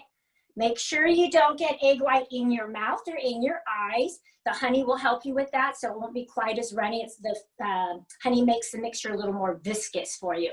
So you're going to get it all over, and then you're going to wash your hands. You're going to leave the mask on for about 15 minutes, and then rinse it off really, really well and moisturize your face. And the white, the egg white, it has lysine in it, and that's going to tighten and shrink your pores. If you happen to have an egg allergy, then don't use eggs. I want you to use oatmeal. So you'll grind up the oatmeal in a food processor to almost make a powder, okay? Throw the oatmeal in there and then add the honey, and you can add a little yogurt so that you can apply it more easily, okay? And that's gonna be a thicker mask. So that's why you wanna use the yogurt so that it will adhere to your face. Leave it on for 15 minutes and then wash your face and moisturize. And I'm not kidding. I do this before I go out at night because I'm nice and tight. Well, when we used to go out, so remember when we used to go out? So that's very, very simple. That's a nice, easy face mask. Alrighty. For hair mask, I have really dry hair. I always have. It's a little frustrating. And so what I'm going to do here is I'm just going to take some avocado. This is a great way if your avocado, like I use this for a recipe. I did some veggie bowls yesterday, and my avocado is starting to oxidize, which of course avocados do. So instead of throwing it away, use it for your hair, okay? I wish you could talk to me. Athena, are you there? Can you talk to me? We can talk to you. Yes, I can. Okay, Yeah, you're doing great. Really? Okay, it's really hard without feedback. Okay. It's so fun to watch you do this. Okay. So, hey, Deborah, we were able to get the two pictures together. So you talking and what you're doing are right next to each other, so we can see everything. I love that. You are so awesome. Okay, avocado, she's not pretty anymore, but who cares? So you can do this in a food processor, but I don't want to make noise with the machine, so I'm using a good old-fashioned potato masher. I'm just going to break this up in here a little bit. Avocado. Alrighty. So I love that you're doing this because I have avocados all the time, and there's some I have to throw away. So now I know I can put it in my hair. That's exactly right. And I know I get frustrated. There's a store, I love it, but half the time I pick up an avocado there and I get it home and the next day it's already brown. So I'm a little annoyed. So, you're right. We gotta use this with our face. So I'm gonna go in here. If you want, you could put yogurt in here, but that's not my recipe today. So you've got your avocado. I have some of my coconut oil. Alrighty, coconut oil. Melt it down a little bit. I like cold pressed, unrefined. Heat, when we apply heat to these things, to our foods, it, obviously it changes the molecular structure. Alrighty. In some cases, maybe refined, but I've never used it. Okay, so I've got my, oh my God, it already smells good, okay? And a little vitamin E oil. If you have vitamin E oil already, in a little bottle and you can squeeze, maybe a half teaspoon, that's all you need. If you don't, I just take my vitamin E tablets. I take a couple of them and I just snip it open and squeeze it right in there. I'm gonna do about 3. So this is way more material, product than I need for my little face, but that's okay. I'll go ahead, I'll put the plastic wrap over it right on the avocado. When you're making guacamole and anything with avocado in it, you don't want to just put the plastic wrap over the bowl. You want to actually touch it against the avocado. Does that make sense? Yes, Chef, that makes sense. Okay, good. All right. To our listeners, Deborah, yes. I just want to interject here. To our listeners, if you have a question for Deborah, go ahead and unmute yourself and pop in and ask the question. Yeah, thank you, because I won't be doing chat. And then this is going to go on damp hair, not soaking wet, dripping hair, damp hair. So I suggest you're going to get a spray bottle, get your hair wet, scoop this in, put it on. Massage. I was going to demonstrate, but I don't want to make that big a mess. Put it on. So with the mask, what you would do when nobody's home, which is impossible these days, except for those of us who are quarantining all by themselves. I'm going to have this on for my mask so I don't get egg on my clothes. And same thing for my avocado hair mask. Damp hair, massage it in, put on your shower cap, hang out for a good 30 minutes, take your medicine, whatever you want to do, and then go take your shower, shampoo, condition. Oh my God. You do this if you do this once a week for about 4 to 6 weeks, you're going to see a marked difference in your hair. And I'm not kidding. I'm really happy and lucky I have a full head of hair, but it's very thick and very coarse. So this is a really, really wonderful way for me to remedy something, my issues with myself. So I feel pretty, like Libby talked about, and then I'll look pretty. Hey, Deborah. Yes. Rose says that I can picture myself with egg, honey, and zest on my face, and avocado coconut oil in my hair, and my dog chasing me around trying to lick it off. Yeah, you're going to be so fragrant. You will be very, very fragrant. That's absolutely true. And that's what I'm saying. Make sure you have towels because you don't want to drip all this deliciousness around. But my point is, all of this is edible.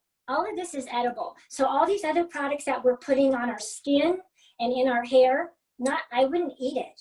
I wouldn't suggest you put it in your mouth. You've got it, but you absolutely can. You absolutely can. Deborah, I wonder if you can speak to this here. Tamara has a comment here. She says, in the past, when I've done things like this, the amount of shampoo needed to get rid of it seems to offset the value. Can you speak to that? It can, and that's when they're telling us to put something like honey and that type of thing in our hair. And I want to show you this. You'll see that you really want to work this down. Do you see these chunks of avocado? That's what she's saying. That can be hard to get out. So really take the time to mesh that through. If you wanted to, I'm going to suggest you could actually put it through a strainer, okay? And for you, just like when you're doing a coulis, for those of you who know how to make a fruit coulis, and you would just push it through. This one's pretty fine. You don't want it this tight, but you'll just push it right through, and then that will alleviate some of that frustration so she doesn't feel like she's standing in the shower for an hour just to get food out of her hair, because that can happen. Absolutely. So Deborah, is that why you said that you were using the immersion blender or a blender to mix this? Yes, yeah, it'll help really break it up. So, and I have a mini food processor. If you have a regular large Breville or Cuisinart food processor, this is not enough product to get inside that little machine. You really need you actually need these little minis, okay? Yeah, the little minis work wonders. I love them. Me too, Tonya. These are wonderful. So I use a magic bullet. Oh, yeah. You can use the bullet. Yes. Okay. Yeah, that's a great idea. Absolutely, you could do that. So eggs are chock full of nutrients. That egg white, I want to get to that. And they've been an ingredient in beauty products for centuries, okay, for centuries. And they have lots of calcium, magnesium, folate, alrighty. The protein found in one egg white, as I said earlier, is just loaded with lysosine, which is used in the food, in the cosmetic industry, actually for its antibacterial properties. That's what I was reading, but I gotta be honest, I also know as a chef, if I get egg on my hand, I'm washing it off. And if I get egg on my counter, you wipe that down. So we'll just put it on our skin here, let it do its thing with the other ingredients. The avocados, rich in vitamin C, E, and K, right? Magnesium. And just eating the avocado helps to manage our weight, promotes good, healthy heart and skin, whether we eat it or put it on our skin. So all of these ingredients here are beneficial both inside and on the outside of the body. I had a Alrighty? question. Yes. I use not necessarily vitamin E oil, but I use a Jamaican black castor oil. Oh yeah. Yeah. Okay, Yes. it's a Yeah. little bit thicker oil, but Yeah, it's more viscous, and that's yes. actually okay. That's actually, in this Okay. instance, that would be okay. But that would be, notice I didn't put too much in there, because that would that would be hard to wash out. You would be in there for a while.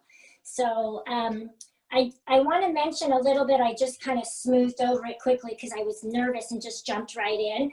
But I do want to let you all know that I still work as a personal chef. As I said, I won't cook in your home right now because of the pandemic, but I will shop and cook and deliver to your home. You can contact me at my website, www.cosmicmuffincafe. Same address for my email, cosmicmuffincafe@gmail. And if you want to see a menu of what Cosmic Muffin Cafe offers, you can find that on our Instagram. It's essentially a visual menu, alrighty, and I will do that. If you go to my website, I currently have 3 or 4 video shorts right now. They're absolutely free, and I demonstrate how to prepare vinaigrette. I think I did a hummus. I forgot what I did, but they're really fun. My hair looks different in every one. One of them, I'm actually wearing a wig because we were like, 4 months into the pandemic and I hadn't gone to get my hair done. So you'll get a little chuckle out of the different hair things as well. Also, Deborah, where do you live? How far do you travel? I'm here in Santa Cruz, and I will travel within, about, 7 miles. I'll deliver to you. 5 to 7 miles is about as far as I go. Or if you're further, I do have some clients in Watsonville and Salinas, and we kind of meet halfway. So I'll meet you in a parking lot, give you, the container, the food, and I receive payments via PayPal or, credit card online. So you can do that. If you're interested in a really fun experience, since we're all still locked down, I clearly can't do cooking classes off-site anymore. So I'm doing cook-alongs just with this same platform on Zoom. I have one coming up I'm calling it a spook-along. It's October 30th, on Friday, October 30th. The information is on my website. For that menu, I provide you with the recipe, the shopping list, and the tools and equipment that you're going to need. So on cook day, you're all ready. When we start, we always break open with a adult beverage. That day will be drunken peanut butter cups. We'll have, but you don't have to put any medicine in that or alcohol. We'll do that. The entree is a vanilla cider pork tenderloin. I'm going to teach you how to make that. Our side is Adam's green apple and spinach salad. And the other side is a walnut wild rice. So that will be, as I said, on Friday, October 30th. And you can go to the website and see what I'm doing there and some of the shorts and hang out with me that way. And I'm going to continue to do this in this manner on Zoom for probably even when the pandemic clears up. So, alrighty. And it's the price for the classes for the cook-alongs are $25 for a class. Keep it low because you're buying some ingredients as well. And I keep the classes small. There's limited space because I want to be able to see all the squares, what you're all doing. So for example, if Tanya's falling behind because she's rattling around trying to find a bowl, I can see that. And if she falls too far behind, then, we can stop for a minute and let people catch up. But that's how I want to be able to interact with you. And so I keep that down to about, 16 to 20 people, no more than that. So I hope that you'll join me for those. I want to just say thank you, Deborah. I really appreciate your taking the time to do this. I was very glad that you were recommended. And if you guys want to take yourselves off and give Deborah a hand, I think she's done a wonderful job. That was great. You did a great job. Thank you. That was really good. Tonya and Athena, you guys, thank you so much. This was I need the practice, so I'm so happy to be here. And it's really fun and easy. You don't have to be a seasoned no pun intended. You don't have to be a seasoned cook. I will teach you. And for those of you that want more information on how to medicinally infuse with cannabis, I do private classes for that too. You can reach out to me and I'll teach one or two or a small group of people, and we'll do that one-on-one with this as well. Okay? All right. Thank you. I don't know where the timer is, so I don't know how I am on time. How am I? This is perfect. You wrapped it up yay. perfectly. Timing All right on the thank money. you. Yeah. All right, Cosmic Muffin Cafe. I'm Chef Deborah. Thank you for joining me in my kitchen this morning, and hugs to Tonya and Athena. Thank you. Bye-bye. So Deborah, what is your Instagram handle? Can we find that on your website? Yes, ma'am. Okay. Cosmic Muffin Cafe. Everything is Cosmic Muffin Cafe. Wonderful. Perfect. Yeah. I kept it simple. All right. Excellent. So all of her information is in the chat, and she has her October 30th spookathon. I love that. Yes. Okay. Actually, I just wanted to comment one thing on her talk. What really struck me, I mean, of course, everything that she brought, the plethora of information and just the recipes. I love the creativity in that. And when Deborah spoke about her brother who passed, she said that intuitive, this is my language, that intuitive voice that like she just kind of registered that in her brain back then of the medicinal, and what if I would have given this to my brother? And I love how the soul speaks to us. And when we listen to that, and here she is, the Cosmic Muffin lady. So yeah, wonderful. I love it. Okay.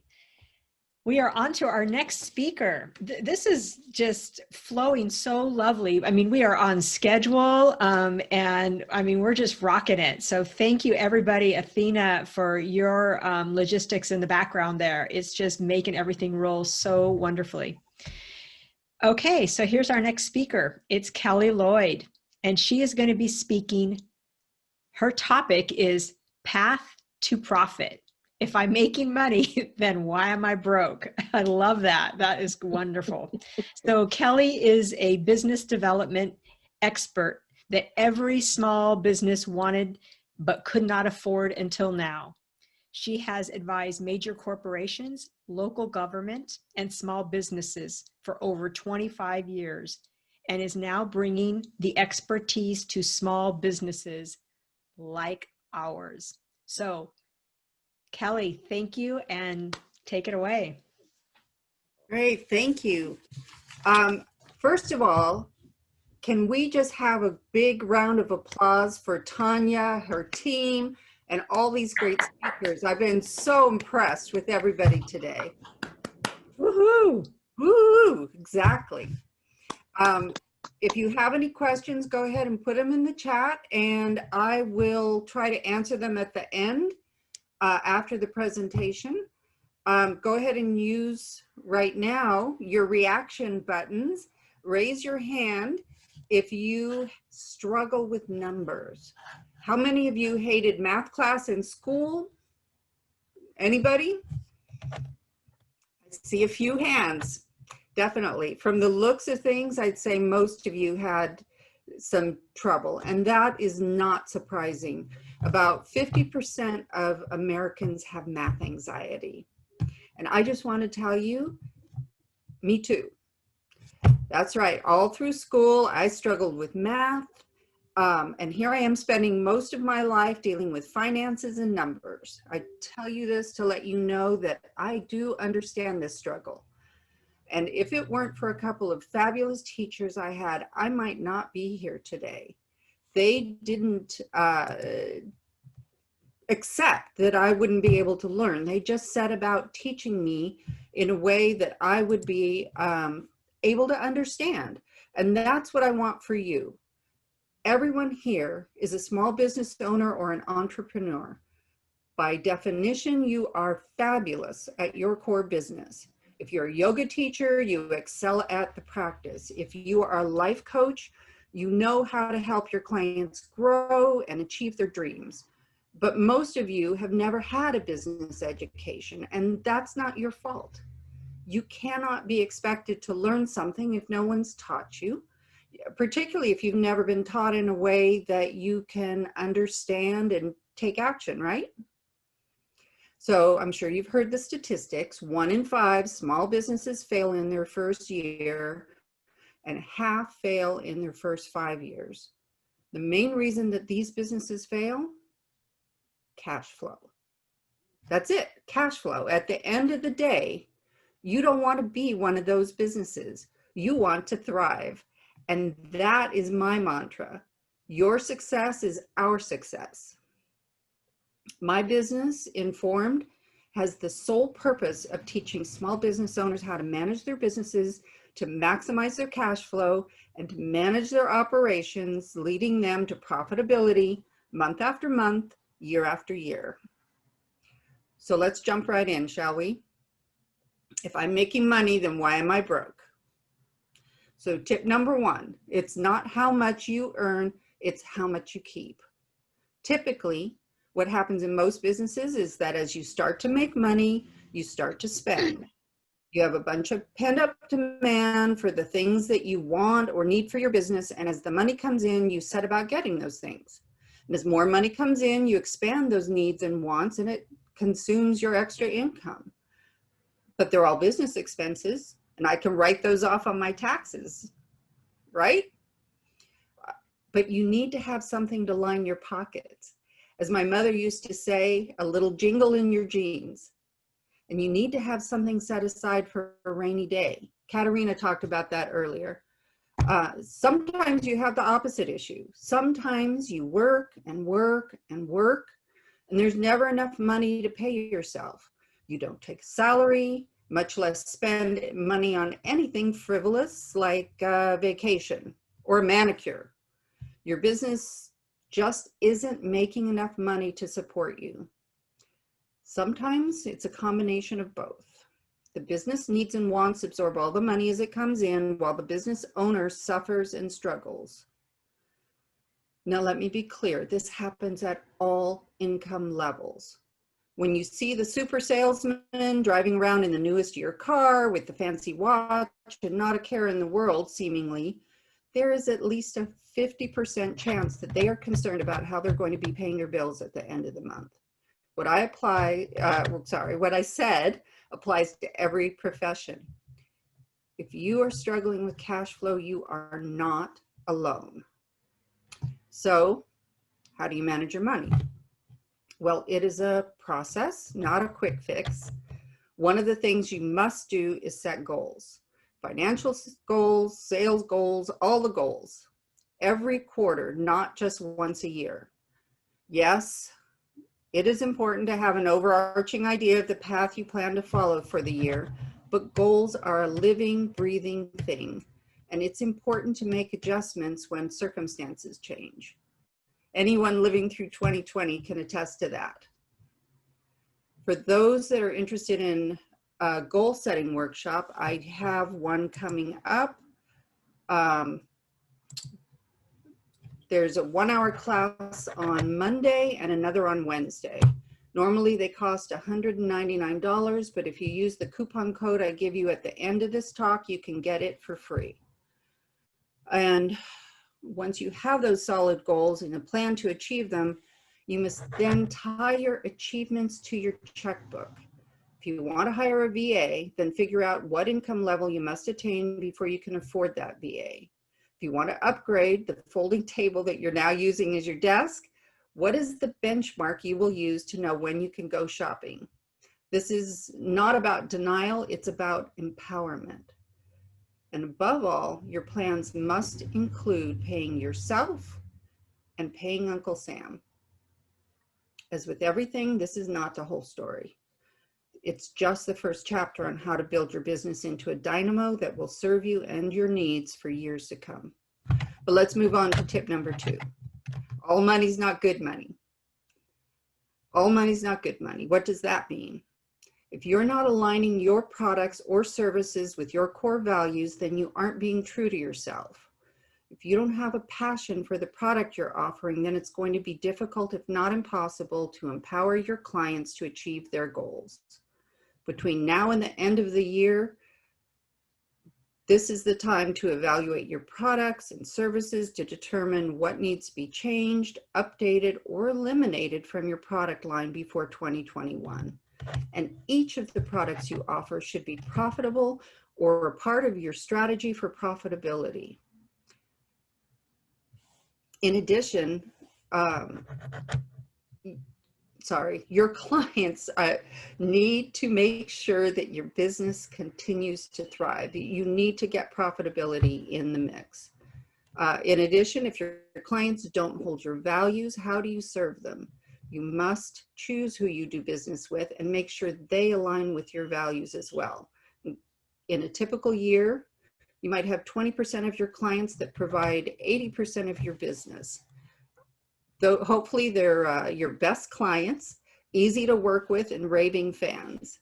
You want to cultivate more of these top tier clients. But what about the 10 to 20% of your clients that are too demanding or are disruptive or simply don't hold the same values as you do in your organization? They might suck up 30, 40, or 50% of your time, and they tend to either be low value clients or they're high dollar but low return on investment, meaning that when you calculate their cost in your time and your resources, it just doesn't make sense to keep serving them. Well, guess what? I'm giving you permission to fire these clients and replace them with clients that you can serve with joy, clients that will uplift you and support your vision and your passion for your business. Now is the time to evaluate all of your clients and their contributions to your business. Give yourself permission to release those clients that aren't a good fit and refer them elsewhere. Tip number 3. Not everyone needs a bookkeeper, but all successful people do. I was attending a virtual conference a couple of weeks ago, and I was really struck when all 3 of the women being interviewed responded to the question, what do you wish you could tell yourself when you started out in business? And all 3 of these uber powerful business women who had millions of dollars in yearly revenue said some variation of pay attention to the money, watch your money, know where your money is coming from. So do you need to hire a bookkeeper? My rule is no. If you commit to doing your own bookkeeping every week on the same day, at the same time, like clockwork, without fail, the rule is you get a pass for 1 week. If you miss 1 week a quarter, you don't need a bookkeeper. If you miss more than 1 week, get on the internet, get on the phone, and hire a bookkeeper. And I'm going to say right now that 95% of you should have a bookkeeper. There's a very small percentage who at this point should not. And those people are probably not busy enough. So if you're very small and you don't have much revenue, a bookkeeper should be able to give you a very good price to do basic bookkeeping. Almost all of the recurring transactions that you have can be automated. Also, this is the new millennium. If you're committed to growing your business, go virtual. Don't use spreadsheets, don't use a desktop. Even if you are super small, you can use QuickBooks or another product for a very low price, and your bookkeeper may be able to get you even a better deal on your software. So why does it have to be every week, especially if you only have a few transactions?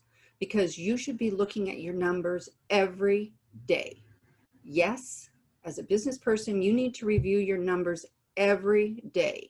Remember those $1 million business women? Know your money, know your sales, know your cash in the door, know if you are hitting the goals that you set for yourself.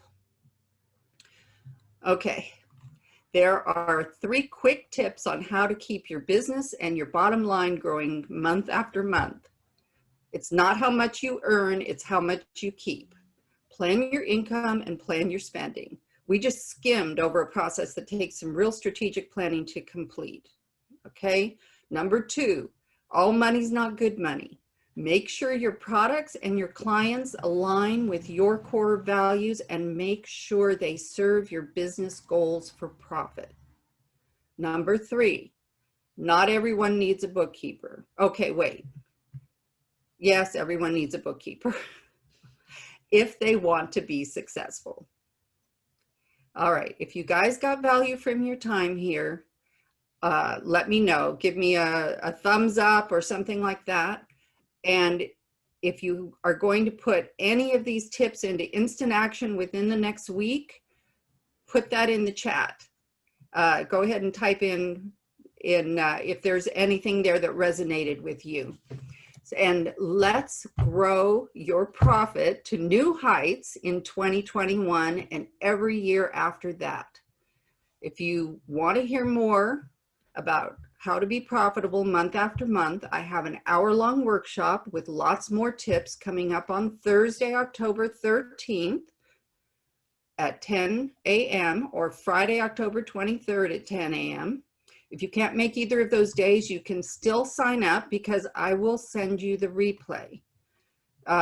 These workshops are normally $199, but if you use the coupon code CSS 2020 VIP, it's all one word, you can attend for free. And besides the workshops, I'm also speaking October 21st at the Legendary Events Mastermind Group with even more tips on being profitable. And if you are interested in a personal business assessment, I'm running a special during the month of October. And I normally offer the business assessment for $499. But this month, only during the month of October, I will offer that for $97. And it takes several hours on my part. I'll review your business operations with you, and we will strategize on 1 or 2 areas to focus on immediately to improve your bottom line. So you have my email address and my website address, and let me know if you want to set anything up. Thank you, Kelly. So Kelly's information is in the chat if you need that. And don't forget, she has her free goal setting to goal getting. I love that event coming up. It's a Monday, Wednesday event. And again, her information is in the chat. And one of the comments in the chat was from Shannon S. And her comment was, I love working with Kelly. I have learned so much. So thank you, Shannon, for that testimonial. Thank you. All right. We are on to our next speaker. How's everybody doing? Yeah, we're all doing great. Yes, excellent. So our next speaker is Tamari Richardson, and her talk is Influential Storyteller. Tamari Richardson is an expert motivational speaker. She is a speaking presenter for NAMI, which is National Alliance of Mental Illness, with the goal to help fight the stigma of mental illness. She's an award-winning Toastmasters International speaker and an author. She just finished writing her second book. Congratulations. First novel entitled Trusting Someone Else's Heart. It's an autobiographical story of how she overcame betrayal, domestic violence, and dishonor in her marriage and rebuilt herself into a much better version of herself. She speaks on women's empowerment, social issues, domestic violence, and encouraging the need to standing up for yourself in all facets of life. Welcome, Tamari. Thank you so much. Thank you, everyone. So I have to say thanks to Kelly because I was really contemplating actually a client that is probably causing me more headache than benefit. And I think when we're employed, self-employed, we oftentimes think that we have to struggle. So thank you, Kelly, for that. Let me just say that first off. So hello, everyone. So I'm going to be talking to you today about influential storytelling. And we're going to talk about why it's so important, what it means, and how it's a benefit to you not only personally, but definitely professionally. And as we've seen the assortment of speakers today, we've got an opportunity to see the influence and the storytelling. That's what encourages us to want to sign a contract, have a consultation, to do business, because somewhere along the line, you sold us on whatever the product was. And so now we're in. So let me just start off with, what does it mean to influence? What does that really mean? Well, it means to have an effect on either a character or behavior of someone or something. And that's really what you want to do. So what I'm going to talk to you today is about how you can be an influential storyteller, not only as an individual, but as a business owner, and how that's important with your business. So let me start off by just describing what a storyteller is. A storyteller is so important because a lot of times you don't have visual aids. So today I decided I wasn't going to do PowerPoint presentation because I wanted this presentation to be true to form. A storyteller is able to create the vision, right? They're able to mentally set the scene up for you, and your mind's eye grasps what they're telling you, and you're able to take that and put that into form. They're able to create anticipation just off of their words, nothing visual, just hanging off of their words, and that alone evokes the intended audience reaction from the audience. A storyteller can be a public speaker, can be a mentor. You can be a storyteller in a job interview, because really, isn't that job your job? When you go into the job interview, it's to sell yourself and get the job. It's not to go in there and do anything else, but to leave with that job, right? An author, a writer, even a salesperson. So let's just vision this, if you would. An 80-year-old man walks into a car dealership. He's feeling like he's in the prime of his life. He's got a fresh new toupee on. And the salesman says, listen, I've got this drop top red Corvette for you, and I guarantee if you buy this car, I imagine you with a 25-year-old girl, and you're driving up the coast, and the top is down, and you stop along the side, you see a barista, and you guys are creating memories. Now, for me, I would look at that and think whoever would believe that would be absolutely foolish. But the salesman isn't selling that to me. He's selling that thought process actually to the person that he's talking to. And he's giving him a vision that he believes might be livable and memorable to that person. So you have to always make sure when you're a storyteller that your story is for a specific intended audience. So whether I believe it or not doesn't matter. If I'm not your intended audience, it doesn't have to matter to me. That 80-year-old man has to believe that he's got some tape to stick that toupee up on the top of his head. He's going to put that top down and pick up a 25-year-old girl, and they're going to coast into the sunset. Doesn't matter what anybody else believes. He sold that idea, right? Okay. And that's what it's about. Anything that we do requires us to create a storyline, right? You know, that's our job. We're required to create a story with anything that we do in life. It just has to be a believable story, and nonfiction stories are the best ones. Anytime I tell my story or I share anything that I'm going through, even as a mental health advocate, I tell the truth about me. Because one, I don't have to have a good memory. I know it, I lived it. It was something that I experienced. So I don't have to, Judge Judy always says, if you tell the truth, you don't have to have a good memory. I live for that, right? So I know it, I lived it, I know what it felt like, and I don't have to say, and I can just give it to you verbatim, right? So you have to keep in mind that you're not telling a story for no reason because you have absolutely nothing to do. Your intent, and your only intent, is to motivate that audience member, that client, that customer to do an action, whether it's to buy something, to attend something, to watch something.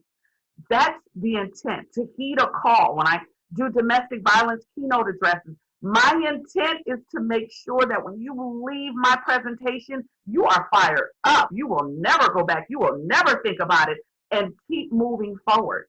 So how you are disseminating your story is the most important thing. So I'm just going to go over a couple of areas that I think are really important. So first off, so when you tell your story, the absolute last thing that you want to do is make sure that you are not speaking in front of the audience that it's intended for, because chances are it'll go right over their head if that's not the case. Whenever I am preparing a speech, I don't care what the topic is, from something large, something emotional, to something very remedial. The first thing I say to myself, Tamori, why would they care about this? Why would anybody, they don't know you, they have no dog in this fight, but what about my story is going to make them care? So I have to make sure when I'm disseminating my message and I'm sharing it with you, that not only am I tugging at your heartstrings, if that's the intent, but I'm giving it to you in a way that you could see that it could be you. I could be faced with these issues. I can achieve that. All of these things are possible, but you will only get that from the storyline that I create. Let me just say this. I speak a lot about my ex-marriage to someone who was bipolar disorder, schizophrenic. I found out 6 months after we got married, and who also had a drug addiction. And when I first started on my journey, I didn't speak in front of individuals because I was too emotional. And I believe that when I give you a presentation, I'm going to give that information to you. I'm going to give you the truth, the experience. I'm going to give you the good, the bad, the nitty gritty.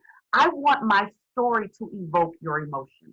I don't want you to see me crying. Then I just kind of cheated and just kind of told you how to feel. Because how many of us, when we see someone cry, all of a sudden our tear ducts are getting ready to go and we have no control? I want you to hear my story. And I don't want you to feel sorry for me, but I want you to feel what I went through based off of how I'm giving you that. And how I went from tragedy to triumph, or pain to power, whatever the case might be. But that should come from the story that I created and I built up for you. An audience should never feel guilty into feeling anything or feel obligated to purchase something because your story is just so sad and pitiful. That's so unfair to the audience members. So we have to make sure that as we are communicating with each other, that we're making sure that we're touching all the necessary areas, but we're not doing it in a way that we guilt anyone into it, and that they're able to connect with us organically, right? Communicating your story should be done with no abandon. When I communicate about anything that's going on with me, it is absolute full conviction. It is full confidence, and it's full authority.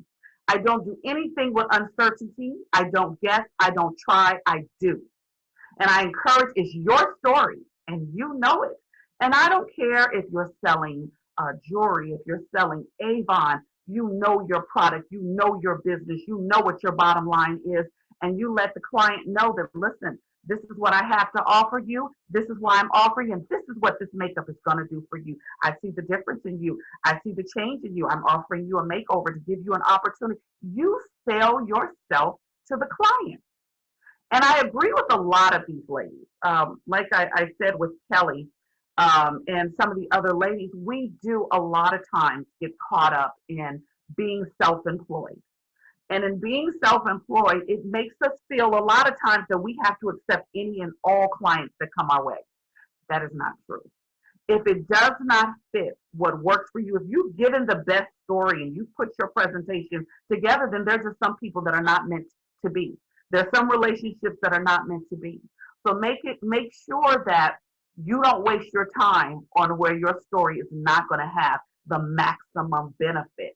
And when I get through telling and presenting and speaking, I don't require you to do anything else but respect and accept that, and hopefully it can go into something further. But that having been said, it's your story. No one knows your story or will be able to tell your story better than you can. So it's your responsibility to make sure that you sell it. But let's be clear. It's not your job. It's not the audience's job, to have to pull it out of you. So if communication is an issue where you lack in the way of storytelling, know that ahead of time. Because I have gone to do business with people and I have to question and answer. And I'm a person that doesn't have an enormous amount of patience. So If I have to do the work, then I don't want to do business with you. So you make sure that you've got every answer ready, that what you do for your client or your prospective client is that you put it all together. You create the story and what the story encompasses, could be services, whatever it is, right? And you present it in a way to them that's not only appetizing, but after they finish with that storytelling meal, they're ready for some more because you put that together in such a good package. Like I said, I only speak on nonfiction items because to me, it's what I know. I'm not good with creating something. Don't do anything that doesn't feel organic to you, that doesn't feel natural to you. That's when we tend to slip ourselves up when we try to try new things, and maybe that's not really our forte. Sometimes we have to clean up, spruce up, and do a refresher on what we know. But don't go into an avenue of storytelling if you can't bring it home. Don't create something if you're not able to, meet it all the way at the finish line. Then what you tend to do is you mess with your viability. You mess with who you are, the reputation and the representation of who you're creating, and that's not something that you want to be able to do. So I would like to say, most definitely, is continue always working on your stories. I am a communication specialist. I do communications coaching all the time. And one of the things that I always tell my clients is that to make sure as you are communicating, you're not communicating about you, but for the benefit of the client. I had one young lady contact me and she wanted to have lunch with me. She wanted me to mentor her in public speaking. She had been through a lot of tragedy in her life, and we sat down at lunch. She was very aggressive, very angry, and she wanted to do mental health advocacy. I think that's fantastic. Anytime you can share your story or what you've gone through with someone else and be able to benefit them, that's amazing. That's what we need. But her delivery was bad, and she didn't want to hear that. When you get ready to be a mental health advocate, you don't just get up in the morning and decide this is what I'm doing today. You need to have the necessary training. You need to know what could be trigger points. You need to know what could be offensive. You need to know various different mental illnesses. You need to be representative of a reliable, viable organization. And when I met with her and she was telling me some of her story, and I was telling her that certain facets of it were a little rough and a little aggressive, and I thought maybe you should kind of mellow them down because you might be dealing with someone that comes from abuse. And that's a trigger that your tone is she absolutely did not want to hear it. And so for me, that wasn't a client that I could help with her story because I think she was still living in her own story. Make sure if you are going to be a storyteller, you are going to communicate that you are at a place in your life that you can do that you can take your wisdom and your knowledge and sell that to someone and give that to someone and help them to be better tomorrow than they were today. That's the job of a storyteller, right? That's the job of a coach. That's the job of a consultant. It's not just to show up, but it's to really help you achieve viable, realistic goals to achieve whatever you are looking to. And that could only be done with effective communication and really good, influential storytelling that people want to believe, and want to buy into the product that you're selling, whatever the case it might be. So today, what I would love to offer to those that are in the audience, and I'm actually going to offer to extend past the time of our showcase today, is that 30-minute consultations with anyone that wants to go over their story or even their communication style. Just another brief example, I had a young man that contacted me. He had written a story, he emailed it to me, and he wanted to know if I can look over his story and give him a critique about it. And we've been working on it, and it's really good. But he gave a story of tragedy where he was shot, and now he wants to be an advocate for gun violence. And so this is what I told him. Well, why do people care? People get shot every day. Why do I care that you got shot? What is your getting shot? How does that affect me? Because right now, someone's getting shot. We just don't know who it is. It has to affect the audience. So we had to first clean it up and create what his objective was. What are you looking to obtain? What am I, as your audience member, going to get from this story that you're sharing with me? Because right now, you got a lot of hospital bills, you got shot, and now you're telling a story. But I have to care. Your audience has to care. They have to root for you at the end of this story. I have to want you at my location to be a gun violence advocate. I need to know when you're a part of a gun battle. I need to know more of your story. Maybe I'm not going to root for you. The story is everything. And make sure that while you are creating the story, anybody can be a writer, anybody can be an author. But as we've learned here today, to be a successful something takes time, it takes determination, and it takes commitment. So with anything you do, especially putting your story together, make sure you give it the time and the determination and the commitment that it deserves. So with that being said, I would love to be able to help anyone create an eye-popping storyline for themselves. I have something that I kind of created when I wrote my first book, 10 Steps to Becoming a Highly Effective Public Speaker. It's called the CAM effect. And whenever I speak or I do a presentation or a keynote address, my goals, I have 3 of them. I want to captivate your attention. I want to make sure that I articulate so that you understand me. And at the end of that, I make sure that I have motivated you to do something. So I want to be able to help you have the CAM effect with how you need to be able to move forward.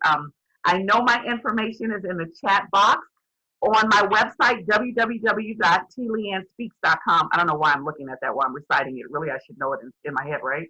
I have my calendar on the home page. Please feel free to go in and schedule an appointment with me. Comes right to me. And it also allows a description so we could talk a little bit more in detail. I love doing this because I believe that it's so important that all of our messages match. Messaging is important. And when you create the messaging, it helps you to really fine tune what the point and what the purpose is in that marketing strategy. So absolutely, anyone, definitely, I would love to spend time with you creating, defining, and working on your messaging, your story, or even your communication. So thank you so much, everyone, for the time. I really appreciate it.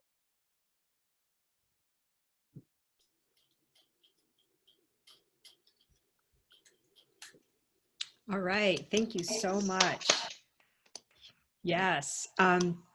So we can feel your love for this. We truly can. It just emanates through what it is that, from what you're saying. I love it. And thank you for the invitation. Thank you for the invitation. Yes. So are we doing a breakout room here? Isn't that correct? Did you want to meet with people to take their appointments today, or did you just want them to use the links? They can use the link. I think it'll be probably simpler if they just hop on my website, if that's okay, and just schedule something. So that's fine. That's great. Okay. All right. Thank you, my friend. Thank you. Dynamite as usual. Yeah, that was wonderful. So before we start our next, were there any questions? I'm sorry. Oh yeah, were there any questions? I have a comment because when you were sharing the whole piece about the storyteller archetype, I'm going to say, like, I'm not a storyteller archetype, but I think I'm becoming one. And one thing that you said that was really super helpful was how you talked about, I forget how you framed it, but it's like, if you're telling your own story, you don't have to worry about remembering anything. I love that. And the other piece is that I had an opportunity to speak in an event, and I wanted to tell a story, but I didn't want to make the story about me, even though it was my story. Mm-hmm. So I said, there was this little girl. And so I was able to chronicle that story because it was my own story. I didn't have to make it about me because the listener really didn't need to hear about me. So that just came up when you were speaking, and it's like, okay, this is how, like, putting it in this different kind of framework sometimes can be super helpful. So thank you.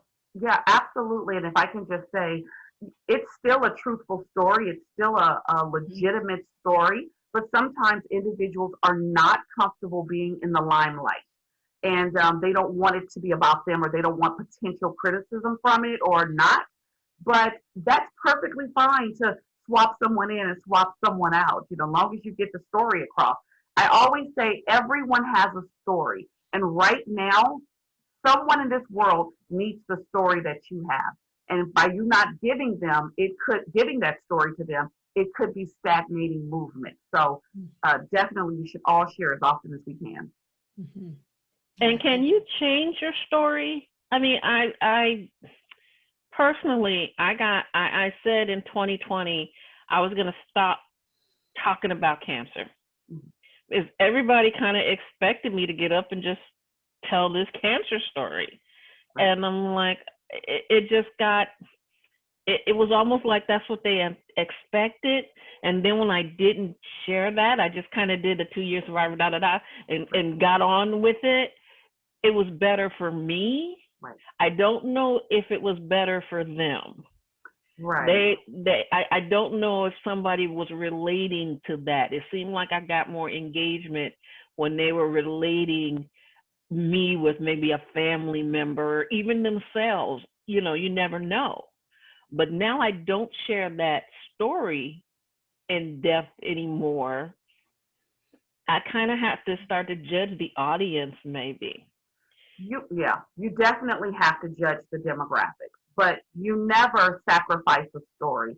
I did a webinar probably last month, I think it was, and it was on narcissism. Mm-hmm. And I was talking about my ex-husband and the domestic violence and all those different things. A friend of mine said, "Oh, well, you know what? I think you've talked about that enough. You've talked about that enough." I said, well, clearly I haven't, because this was the story that he gave me, and if he wanted me to say something else, he should have given me a different story. He didn't. This is what I'm going to talk about. But what I do. That's true, I guess. That's true. Yeah, he could have been a wonderful guy, and I would be saying wonderful things. That wasn't what he chose to give me, so here we are. But I do alter some of my story. I do take certain things out. If it's an audience where it's necessary for me to be more detailed, I am. If it's not, then I'm very surface. Like today, I just kind of generally based it, because I'm just giving you the premise of what it was. I don't need to go into all the nitty gritty. So I think you totally need to alter if you need to. Always check with your audience, but your story is important. And just because you are not getting the nods, and doesn't mean it's not tugging at someone. Someone's not saying, "Oh my God, the courage that she has to tell that."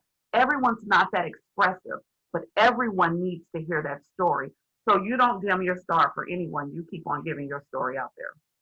Yeah, because I believe you should have more than one presentation, more than one story to tell, not just telling the same thing over and over and over again. Right. So yeah, I just want to know if I was on the right path with that. Absolutely. I struggle bring it back with in. Yeah, you bring it back in. It is a part of your storyline, and there's nothing wrong with having a storyline. You just alter it based upon the audiences, but you keep that. That's important. Okay, I just don't want people thinking, "Oh, well, she don't want us to feel sorry for her, so we'll buy from her," and Right. Do we have anybody else with questions? Yeah, we have time, so please ask away. There was somebody that was wanting to go into the breakout room. It was Thornton, let's see, Thornton 21 is on there. And I'm not sure if they wanted to ask a question or not, but you are welcome to if you would like. Oh, they can always privately chat me if it's private, and I can message them back too. So. Yeah, so we let them know. I have a question. Go. Okay, I didn't know if you could hear me. So this is Kelly Fox. I love how you're talking about NAMI and how you speak about mental health. I am bipolar, and my dad killed himself 26 years ago. And so that's something that I've really wanted to speak towards, like mental health and suicide and dealing with that. But when you said, like, why does it benefit the listener? That really made me think, like, what are they going to get out of it other than maybe hope or, you know, knowing that they're not alone in their situation. So I was just wondering to speak on that a little bit more. Absolutely. You just really listed all the things they're going to get out of it. Because when you're struggling with a mental illness, all you want to know is that there is somehow I'm coming out of this and I'm going to be okay. And I see Kelly has done it. She's dealt with, you know, the death of someone or whatever the case might be, and I can deal with this. I've had people come up to me, hugging me, crying, when I tell them the stories that I dealt with my ex-husband with bipolar disorder and schizophrenia. I've had them come up to me telling me their stories. I didn't know how I would make it through this, but hearing your story, I know that I can.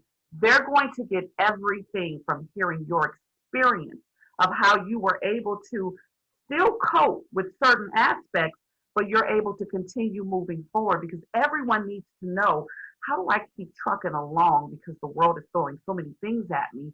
And then when you're dealing with mental illness, so the audience is going to get the fact that you're going to show them live and in Memorex that you are still keeping on, and how they're going to be able to do that. So they're going to get that and appreciate that. But when I speak mental illness, I have nothing to tell you but a story, but I'm also giving you the other side of that story. And for some people, that's everything. You will give them life. Trust me. And can I comment, Kelly? I think that those of us who live with mental illness, I live with bipolar, and people say, well, you don't look like it. I've let go of the fear of other people judging me. I have totally removed the ego. What you think about me and this body, I don't care. It's none of my business. Mm-hmm.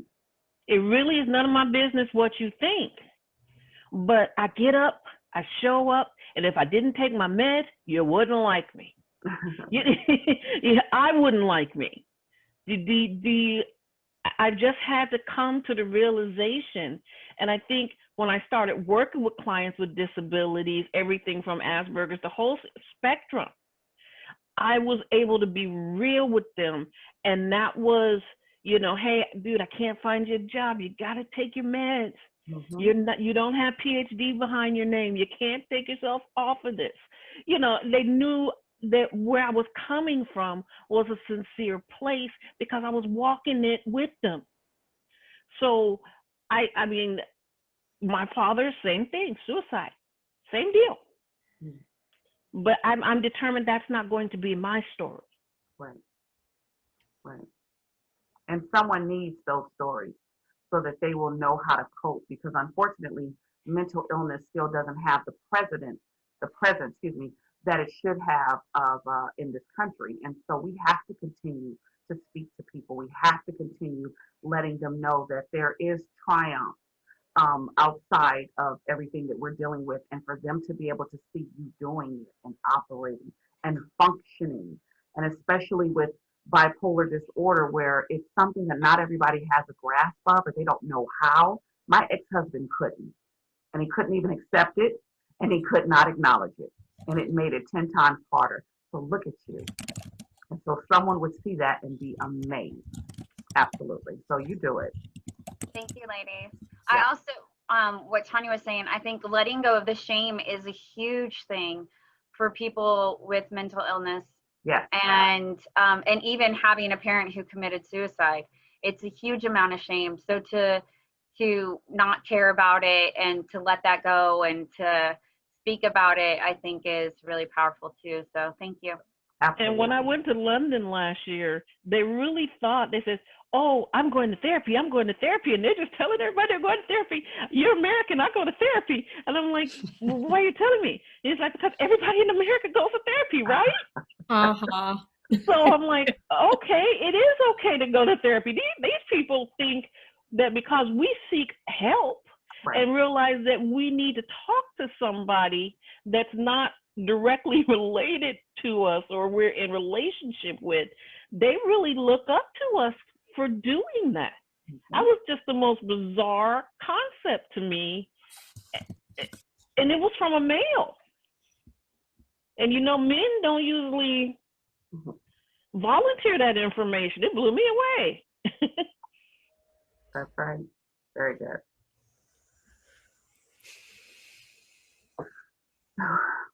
Were there I any have other another questions? question. Oh, okay. Is there, this is a logistic question. In storytelling, is there a time frame, let's say after maybe 30 minutes, like how long should your story last? And I know there's all kinds of different, pieces to that, but, at some point audience is like, okay, so I'm just kind of curious in your experience, if you've noted on that time frame. Absolutely. As a speaker, you better know when your audience is getting restless. You'll start losing audience members. I absolutely do. If I look like I try to make my presentations so that you're not yawning too much because you want to maintain that attention span of the audience. But we do understand people are checking cell phones, they have life going on. So I don't tend to do anything over 45 minutes unless it's been constructed that way. And I tend to do it under 45 minutes because I think after you put everything out there that needs to be out there, then after that I'm usually just kind of repeating myself, and I tend not like to not do that. Or then I'm starting to ad lib, and I don't like to ad lib because then you find yourself going off on tangents. So between 30 to 45 minutes is what you get from me, unless you have determined you need a little bit more meat and potatoes. But it really depends on what type of presentation that I'm giving. I did one mental health during COVID-19 for Black women, and that was for a full hour, and we had question and answer. But there's so much meat and potato that we needed to uncover during that conversation. But it is going to be your responsibility also as a storyteller to know when you need to start wrapping that puppy up. You really should know. You don't want the audience to start detaching from you, because that also has to deal with your referrals. If they're going to come back, oh God, she's too long-winded, or she went off on a tangent. So even when I am doing a virtual event, I always look at the thumbnails to see how people are, if they're nodding, if they're receptive, or if someone looks like they're, about to, I don't know. I'm always paying attention to make sure that I can kind of will it in, or I'll start to wrap it up. So yeah, definitely always gauge the attention span of the audience. So, it's like a sitcom. You want to leave before you get canceled, right? Oh, that's good. That's good. Thank you. Thank you. Any more questions? I think I just have a comment that like a lot about this is Erica talking over here. Hi. So this thing about finding your story or changing up your story, a lot of it comes from knowing your why for things. And then your why, if your why doesn't make you cry, if your why doesn't make you passionate and alive and excited, then it's time to find that, so yeah. It's like the big feelings go with this. Yeah. I agree. Yeah. Great. Can't wait to work with you. Thank you, everyone. Yeah, and you can do that. Remember, she has her 30-minute consultation, right? Yeah. That is looking at your story and or your communication style. Is that correct? Absolutely. Absolutely. Yeah. Okay. And that information is in the chat. Yeah. Thank you. Yeah, you're welcome. Thank you. So we're a few minutes ahead of schedule. Does anybody need or want to take a potty break? Okay, cool. So is that okay, Tanya?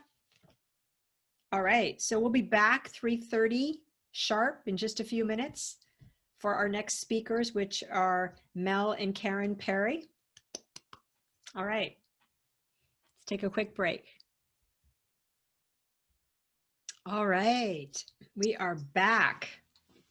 We are back with our final two speakers, and our speakers are Mel Perry and Karen Eischen. And I had the opportunity to speak to Mel and Karen. I've also had the opportunity to see them live, which is really, really was wonderful.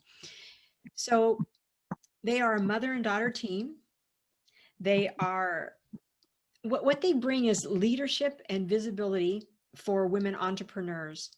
Through accountability and mindset with a dash of creativity and play, they mentor women to empower themselves to shine and reach their next level. They believe when you are authentic in your leadership, you can shine and thrive. They help women break through and wake up to more joy, confidence, and celebrations. And I'm looking forward to seeing what they have in store for us today. And their topic is Stuck to Unstoppable, Tapping into Your Power to Shine. Welcome, Karen and Mel. Hi, thank you, Teresa, for such a wonderful introduction. And thank you, Tanya, for creating this event today. I couldn't sleep. It was the middle of the night and I couldn't sleep. I sat up in bed and there were all these thoughts swirling around in my head. What am I going to do with the rest of my life? How do I make enough money? Am I worthy to have a life that I love? I didn't know any of those answers, but I knew I had to figure it out. And little did I know my daughter was awake in the other room, asking herself similar questions.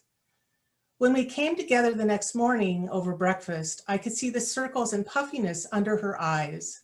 I asked her what was wrong, and she opened up. And that led to a heart-to-heart discussion, and we discovered that we had similar desires and we would be better taking the next step together. So we started researching, we took courses, we joined communities of like-minded and like-hearted women. Several years later, including costly and painful mistakes, we figured it out. I went from what am I going to do now to now I have purpose. I went from not feeling worthy to now living a life I love. And I went from not knowing how to make money to having a plan. For us, it was laying awake, wondering, what am I going to do now? For you, the question may be, how do I live life with purpose? How do I make my own money? And am I good enough? We believe that every woman has a message and a contribution to make in this world. And every woman deserves a life that she absolutely loves when she wakes up in the morning. Every day, we help women around the world just like you step into their purpose with confidence to shine with a plan that makes them money. Yet as we started to reach out and make connections, we found that even the most powerhouse women still had something holding many of them back from playing full out, from charging what they're worth, and really living a life they absolutely loved. And as we went from hiding to shining, we've unlocked the secret for ourselves, and we are here to support other women ready to shine, to move from stuck to unstoppable. We founded our coaching company, Envision Joy Today, out of a longing for women to love their lives now, not to wait for a certain age or a certain milestone or a certain achievement or even a certain number in their bank account in which to then to say, I can have joy now, and now I can do that. We firmly believe that it is possible to have joy today, no matter what the circumstances are around you. We mentor women to step into their purpose and hold the container for women of impact to make the difference in this world that they were meant to create, and to guide them to have the time and money freedom to realize their dreams. You can create a life that is joyful now, as well as for whatever your future may hold.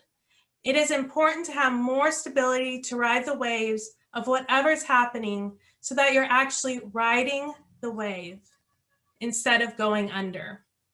In order to craft the plan and create the impact, it is important to build a solid foundation. And in the next 30 minutes, we are going to share with you steps you can take right now to gain clarity, boost your confidence, and move from stuck to unstoppable so you can wake up each day with more joy. In our coaching business, we've seen the consequences of putting off building a foundation on purpose, impact, and joy. Those who get stuck in planning and then get stopped because of obstacles, and even established businesses that are unable to pivot their strategies, their foundation crumbles. Through our own experience, as well as being in communities of thriving women, we have discovered that there are pillars in the foundation to thriving. 3 of the main pillars are cultivating confidence, connection, and coaching. These have made the biggest difference in our business to go from totally lost, wandering, not knowing how and to get grounded, to create a thriving business that will be able to sustain today and in the future. Based on this, we have developed our own tools to support the powerful women in our programs to gain clarity and confidence in their businesses and lives so they can wake up to more joy. Today, we will be focusing on cultivating confidence. What would life look like for you if you could live out your dreams and welcome more joy? To build your pillar of confidence, you need building blocks. The 4 main building blocks we will be talking about are calling, consistency, commitment, and community that leans on your connection to your vision and coaching. Do you find yourself with these big dreams and goals? Do you start to get excited about what's possible? And then you wonder, can I do this? I need to learn more. I need to do more. I need to polish this up more. And you're secretly thinking, am I good enough? Am I worthy to have this and be this? And for years, I let social anxiety rule my life. It controlled me. I locked myself away from the world because I was afraid of being hurt. I shut the world out. And in shutting the world out, I shut down. My struggles with debilitating social anxiety had me laying awake in those silent midnight hours, telling myself that tomorrow would be different. Day after month after year faded away with that same midnight wish until I decided that the greatest fear was wasting my life by hiding away from the world. And I took that even scarier step to reach out for help. Progress can be made in tiny steps, building on tiny steps. Taking a tiny step builds confidence, so you're willing to take another step, building and building until you've created your desired result from point A to point B. Confidence is truly a muscle, and the more times that you utilize it, the more times you show up, the more it builds and strengthens. You become more unstoppable and unshakable. As powerhouse businesswomen, you cannot afford not to prioritize showing up and reaching out. Word of mouth marketing drives $6 trillion of annual consumer spending. Word of mouth results in 5 times more sales than paid media. People are 90% more likely to trust and buy from a brand that has been recommended by a friend. Awesome, right? We know you are all smart and talented women. We challenge you that you can have the best strategies and tools available, but if you don't implement them, if you don't make the time and are really good at making excuses, you won't show up. So in our experience, the reason for that is with ourselves and our clients, the root of this comes down to worthiness. Worthiness is if you find yourself saying, can I do this? Am I good enough? Will anybody listen to me? I am so overwhelmed. How do I make time for more at least once per week, if not daily? If you're doing that, we believe that at your core, you don't believe you're worthy. And if you don't believe you're worthy, you're not going to show up for it. And so when it comes time to reach your next level, you stay on the sidelines. If at your core, you don't believe you're worthy, you won't go do it. We believe that overwhelm is our brain's way of making sure we don't get done what we fear the most. And if you don't feel worthy of creating connections, you'll run out of time. There won't be space because your brain is really good at making sure to protect you. Start with how you show up for yourself. This will create a ripple effect and begin to create ease and joy. Make self-love a daily non-negotiable. Start with 5 minutes. Create rituals that have you falling in love with yourself. When you do this, you attract abundance. One of our clients asked us, what's our best mindset hack for getting in the space to show up with confidence? And we said, write I love you and post it on the mirror. Say it as many times as you need to believe it in your soul. And acknowledge that you are fabulous. When you walk into a room, even a virtual one, say to yourself, I am the best. People are attracted to me. And play songs that get your energy up. And what we call I Love Me songs, because it was based on one of the songs that we love so much, is I Love Me by Meghan Trainor, which trains your brain to switch into positive productivity. Train your brain that you are awesome at each step towards your success. We often get into our own heads, and that gets us in the way of our own success. So we suggest to clients to start with a journal practice that only you can see, and just start writing 5 minutes a day as part of your self-care ritual. You can also do this when you go live. You can tape a picture or imagine a version of yourself from that journal that you feel comfortable speaking to. So start somewhere, make it simple. Take the pressure off perfection and performance. It is important that you shift into I get to versus I have to in order to remove resistance and start to create those sustainable goals.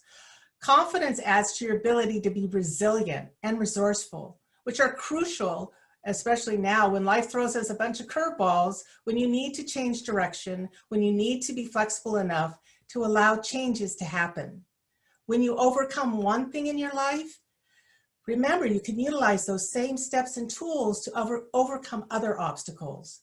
These tips, tools, and techniques that you learn to overcome will help you in other areas when challenges do arise.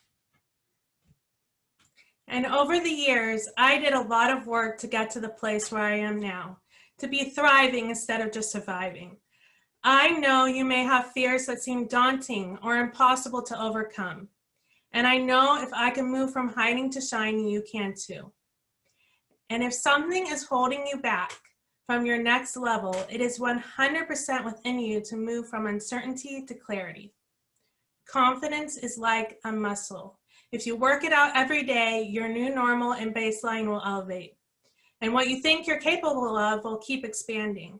The person I am today far surpassed what I used to dream of, and you can have this radical transformation story as well. One of the many ways that we support people in cultivating confidence is focusing on and celebrating tiny steps instead of focusing on the overwhelm of the big picture. Once you take one little step and you are successful, or it didn't go exactly how you imagined, but you did it, all those fears melt away. Then you are able to take another step. We serve brilliant women all around the world, and a common pattern we see is that growth-oriented women are often looking at their very next big growth edge or their next big goal. So it's easy to look at the gap between where you are and where you want to be. Instead, focus on your lived experience and giving credit for what you have already accomplished. Take a moment to look at your daily life. You are already creating a positive impact, but something may be holding you back from scaling that impact into a profitable business. You are already successful. Start by writing down all the things that you have done and have in your life. It is important to really see that you have done a lot. You have accomplished big things, and those things could be serving other people now. Your experiences are your resources. You've been through a journey that could serve someone else and serve somebody to not go through as much pain. Not only can you do this, people are waiting for you to do this. You have the success record that could serve someone right now. You have the medicine that could help somebody get through their day. Plan for your week ahead. On Sunday night, set up your 5-day plan. Calendar the 3 most important things to get done for your business. Set yourself up for success. Start your morning with one intention that you know you can be successful doing. Put off anything that may distract from accomplishing that one goal. Then, give yourself permission to rest if needed. Then you may have energy to do more. Try to take off as much pressure and shoulds in your life as possible. Otherwise, you may get lost in expectation and overwhelm and not make any progress forward. The popular gurus that you may have heard, Susie Orman and David Ramsey, they advise you to spend all your energy on budgeting, saving money, and living below your means. I am telling you it's more important to make more money and enjoy your life now. Every day you spend worrying about money, you're going to miss another day to live life to the fullest. When my husband Dennis was with us, I was always focused on saving until retirement, waiting on the trips, putting off the things that would bring us enjoyment now for a retirement plan that was supposed to happen in 5 years. Then he passed unexpectedly. So that dream never happened, never came true. But what it did for me is I started to intentionally do things with my daughter that made us happy today. Small things, doesn't have to cost a lot. Take a cup of coffee, go get some tea, take a walk instead of not being happy in the moment. Saying yes to joy now is a strategy that will even generate you more money, as Susan Sloss earlier talked about, and also Katerina. So when you have a money-making system in place, a plan, and we recommend you own your online business because it's the safest and actually lowest cost opportunity available to women now. Doing those little celebrations, taking those trips will allow you to have joy today and give you the energy to focus on creating what you want to do and live a life without regret. With our clients, we make to-do lists instead of to-do lists and focus on the 3 big rocks rather than to-do lists that can bog you down with self-doubt. Celebrate the things you did do. Focus on the 3 big goals that will move you forward. When you center yourself to clear the clutter and hook into your aligning vision, you create wins.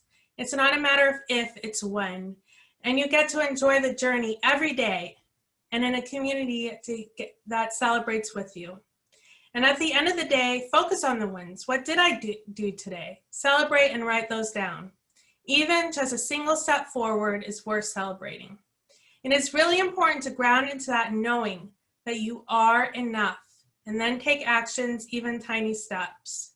Tiny steps add up and propel you forward, so you are inspired and motivated to get out of bed every day. As you step forward, you will rise and shine.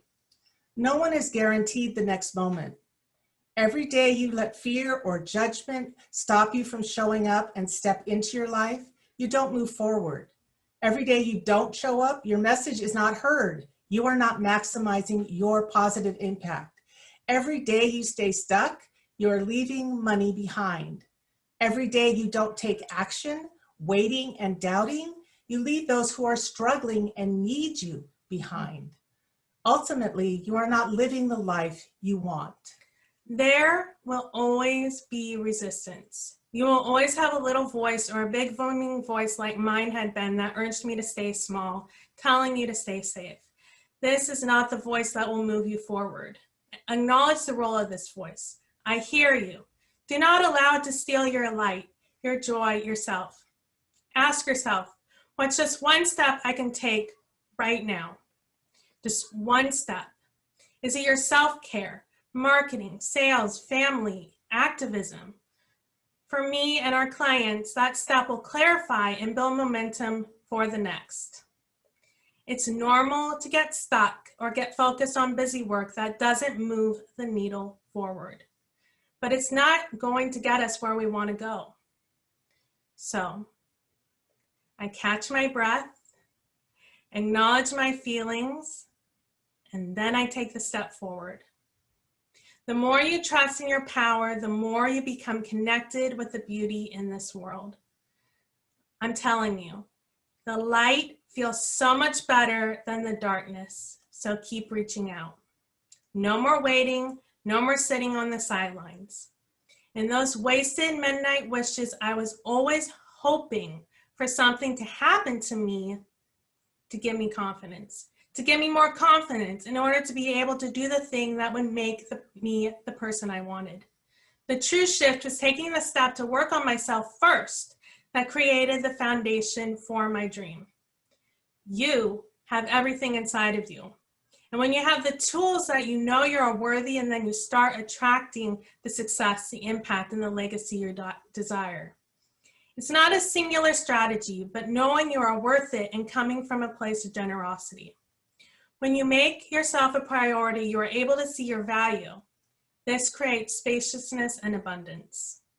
With a solid foundation, you can become unstoppable and unshakable in your conviction to be on purpose with purpose.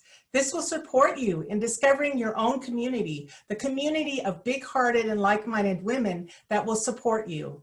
I know from personal experience that we grow so much faster when we put ourselves in communities of like-minded women who are living lives on purpose. This changed everything for me. If I had not taken these steps, I know I would not have experienced this quantum growth. I would not be where I am today. So seek women who lift you up and are generous to help you shorten the learning curve because they have been where you want to go. Whether you're an emerging or established entrepreneur, instead of hoping for a better future, take action today. To succeed, you need context, somebody who's gone before you. As coaches, we provide the guidance of proven strategies with accountability and support to accelerate that journey to fulfill your purpose. We believe in you and your vision to make a positive impact and ripples of change. You have everything inside of you to get started today. And when you get support and accountability and a community that believes in what you're doing, then you will be propelled forward through times of uncertainty. As you step forward, your confidence to stay on track will increase. When things get off track, when obstacles arise, and when challenges come about, you will be able to navigate. Abundance comes when you step out of your comfort zone and calendar your dreams. When you surround yourself with others with big dreams, it awakens the possibilities within and taps into your limitless potential. When you are with others that are living on purpose with purpose, it elevates your purpose. It grounds you. You shine brighter when you are with people that are shining bright themselves. With confidence comes expansive vision. You can design your life in such a way that you can welcome joy every day, no matter what ups and downs you may encounter. When you invest your time connected to your vision, you make forward progress towards your most important goals without feeling overwhelmed, so that you can enjoy your life and enjoy the process of pursuing the things that light you up. With clarity, you can finally kick overwhelm to the curb.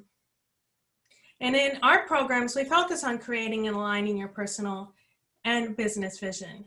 This way you can filter decisions more quickly and efficiently. We support you to discover and create the little habits that will sustain you throughout the day, to get into action and take the steps forward. This creates the environment to know what you really want to create today and in the future. So you no longer have to get stuck in indecision. What has it been costing you not to have what you want? What is stopping you from stepping forward for yourself today? It's time to break through because we believe you are here with a vision to serve others. You owe it to yourself and to them to prioritize your why, prioritize your connections, and prioritize you. But have grace for pausing and slowing down, to evaluate and to refuel and recharge, because you are needed right now. Remember to take the focus off uncertainty, ground into what you know you can do, who you are, what you have accomplished to this day. Take the focus off uncertainty because uncertainty leads to overwhelm, which can lead to paralysis. For consistency, track all your tiny steps. Celebrate, remember to celebrate and post your success track record. And find those people that can support you moving forward and celebrate your progress. Create and connect to your vision. Your vision is your compass. Cultivating confidence is ongoing. It's a process, and it's more important than ever. And when our clients ask, Mel and Karen, how do I do this, especially now? We say the purpose-driven you is waiting in the wings. That version of living you dreamed about is absolutely possible. It's all on the other side of committing to yourself and connecting with those who can help you get there. And one of the most common questions we get is, can you help me connect to what's been holding me back and create the breakthroughs so I can live into my calling to truly wake up every day to a life I love? And the answer is absolutely yes. Would you like to know about the next step you can take with us on your journey to shine, to kick that overwhelm, doubt, and suffering to the curb? Our free gift to you is from the sidelines to center stage. Tap into your power to shine. And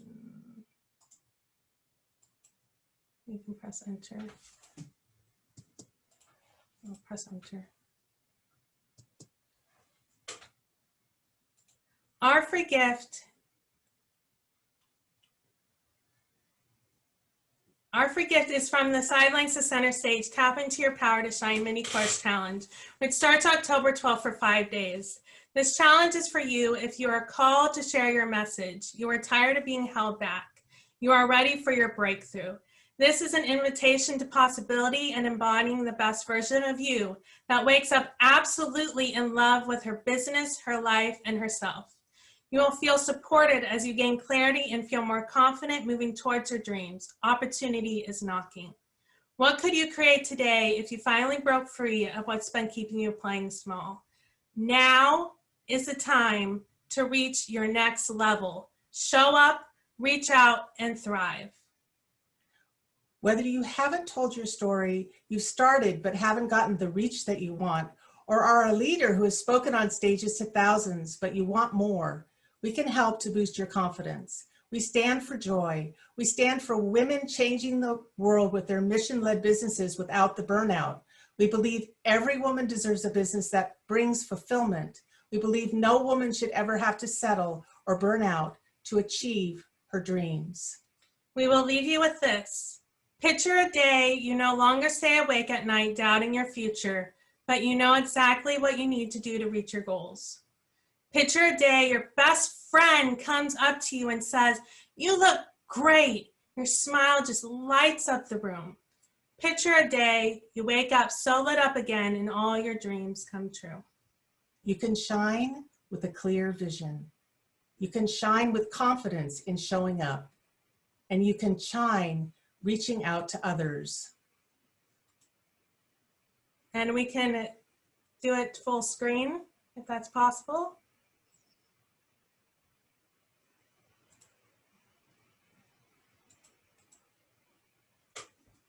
So whoever's controlling, can you put us on full screen, please? Oh, put the two of you on full screen. Yes, please. We're getting that set up right now. There we go.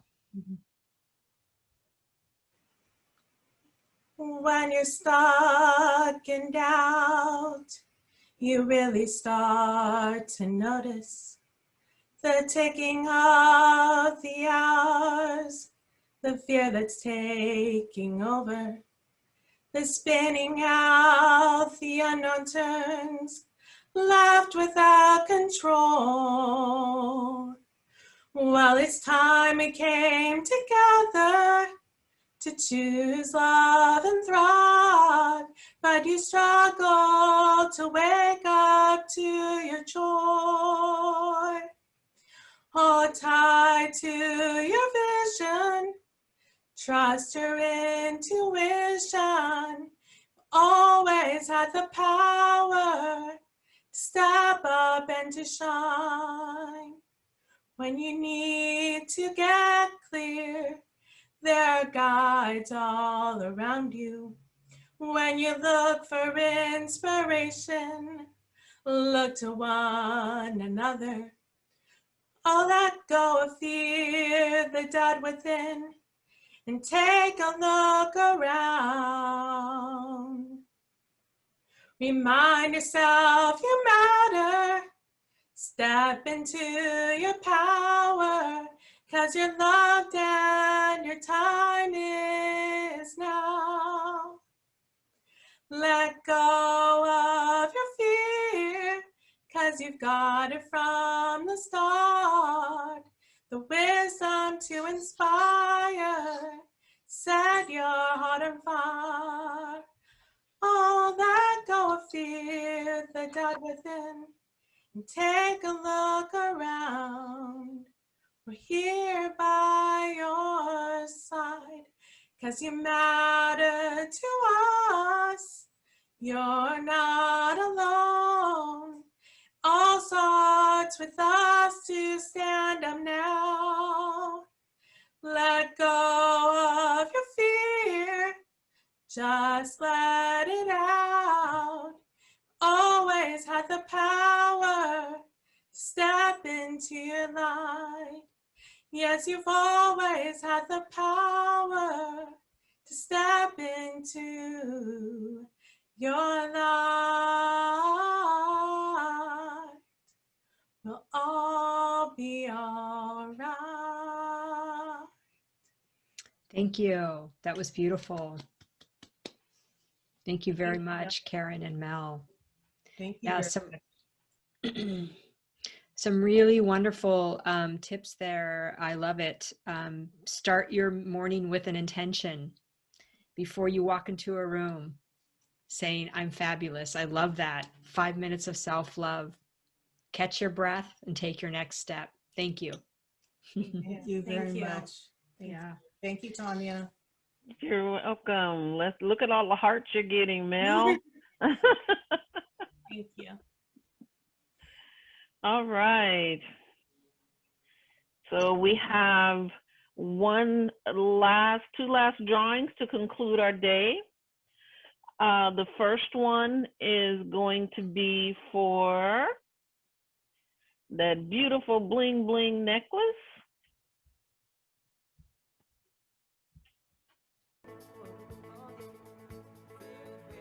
All right. And remember, we need to be present to win.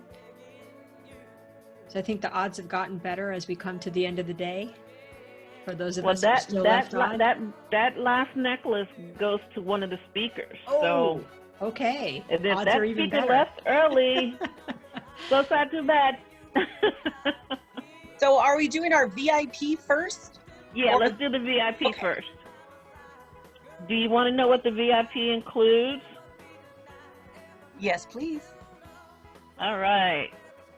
For everybody who registered by midnight on the 5th of October, you get the event booklet. You get to come to one speaker training class for free. You get a copy of the event chat, a copy of the recording of the event.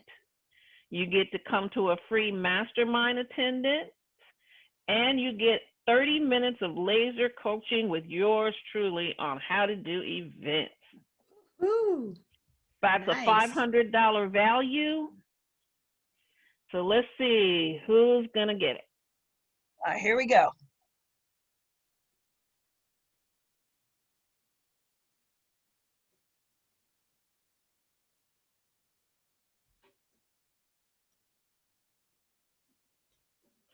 Jessica Piddick? I don't see her on the list. Okay. Here we go again.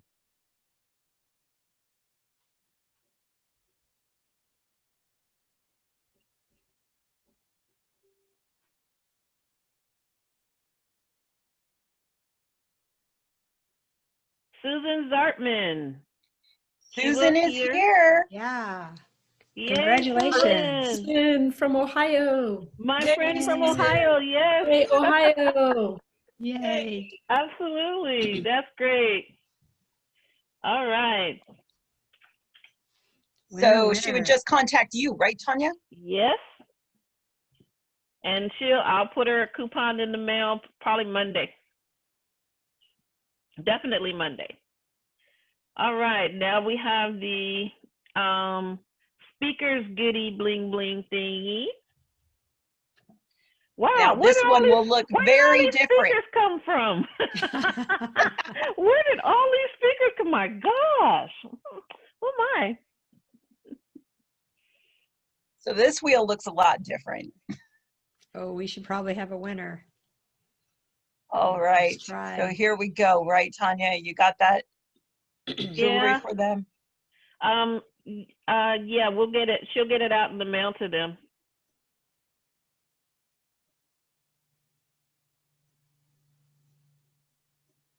Is Karen still here? Ooh. Karen, are you still here? Yes, she is. All right. You get that big Queen Anne necklace, the Queen It would look Elizabeth great with the outfit she has on right now. I would go perfect with the outfit she has on right now. Thank you. Thank you very Congratulations, Thank you. everyone. Thank you for coming. I really appreciate it. The speakers, I know they appreciated it.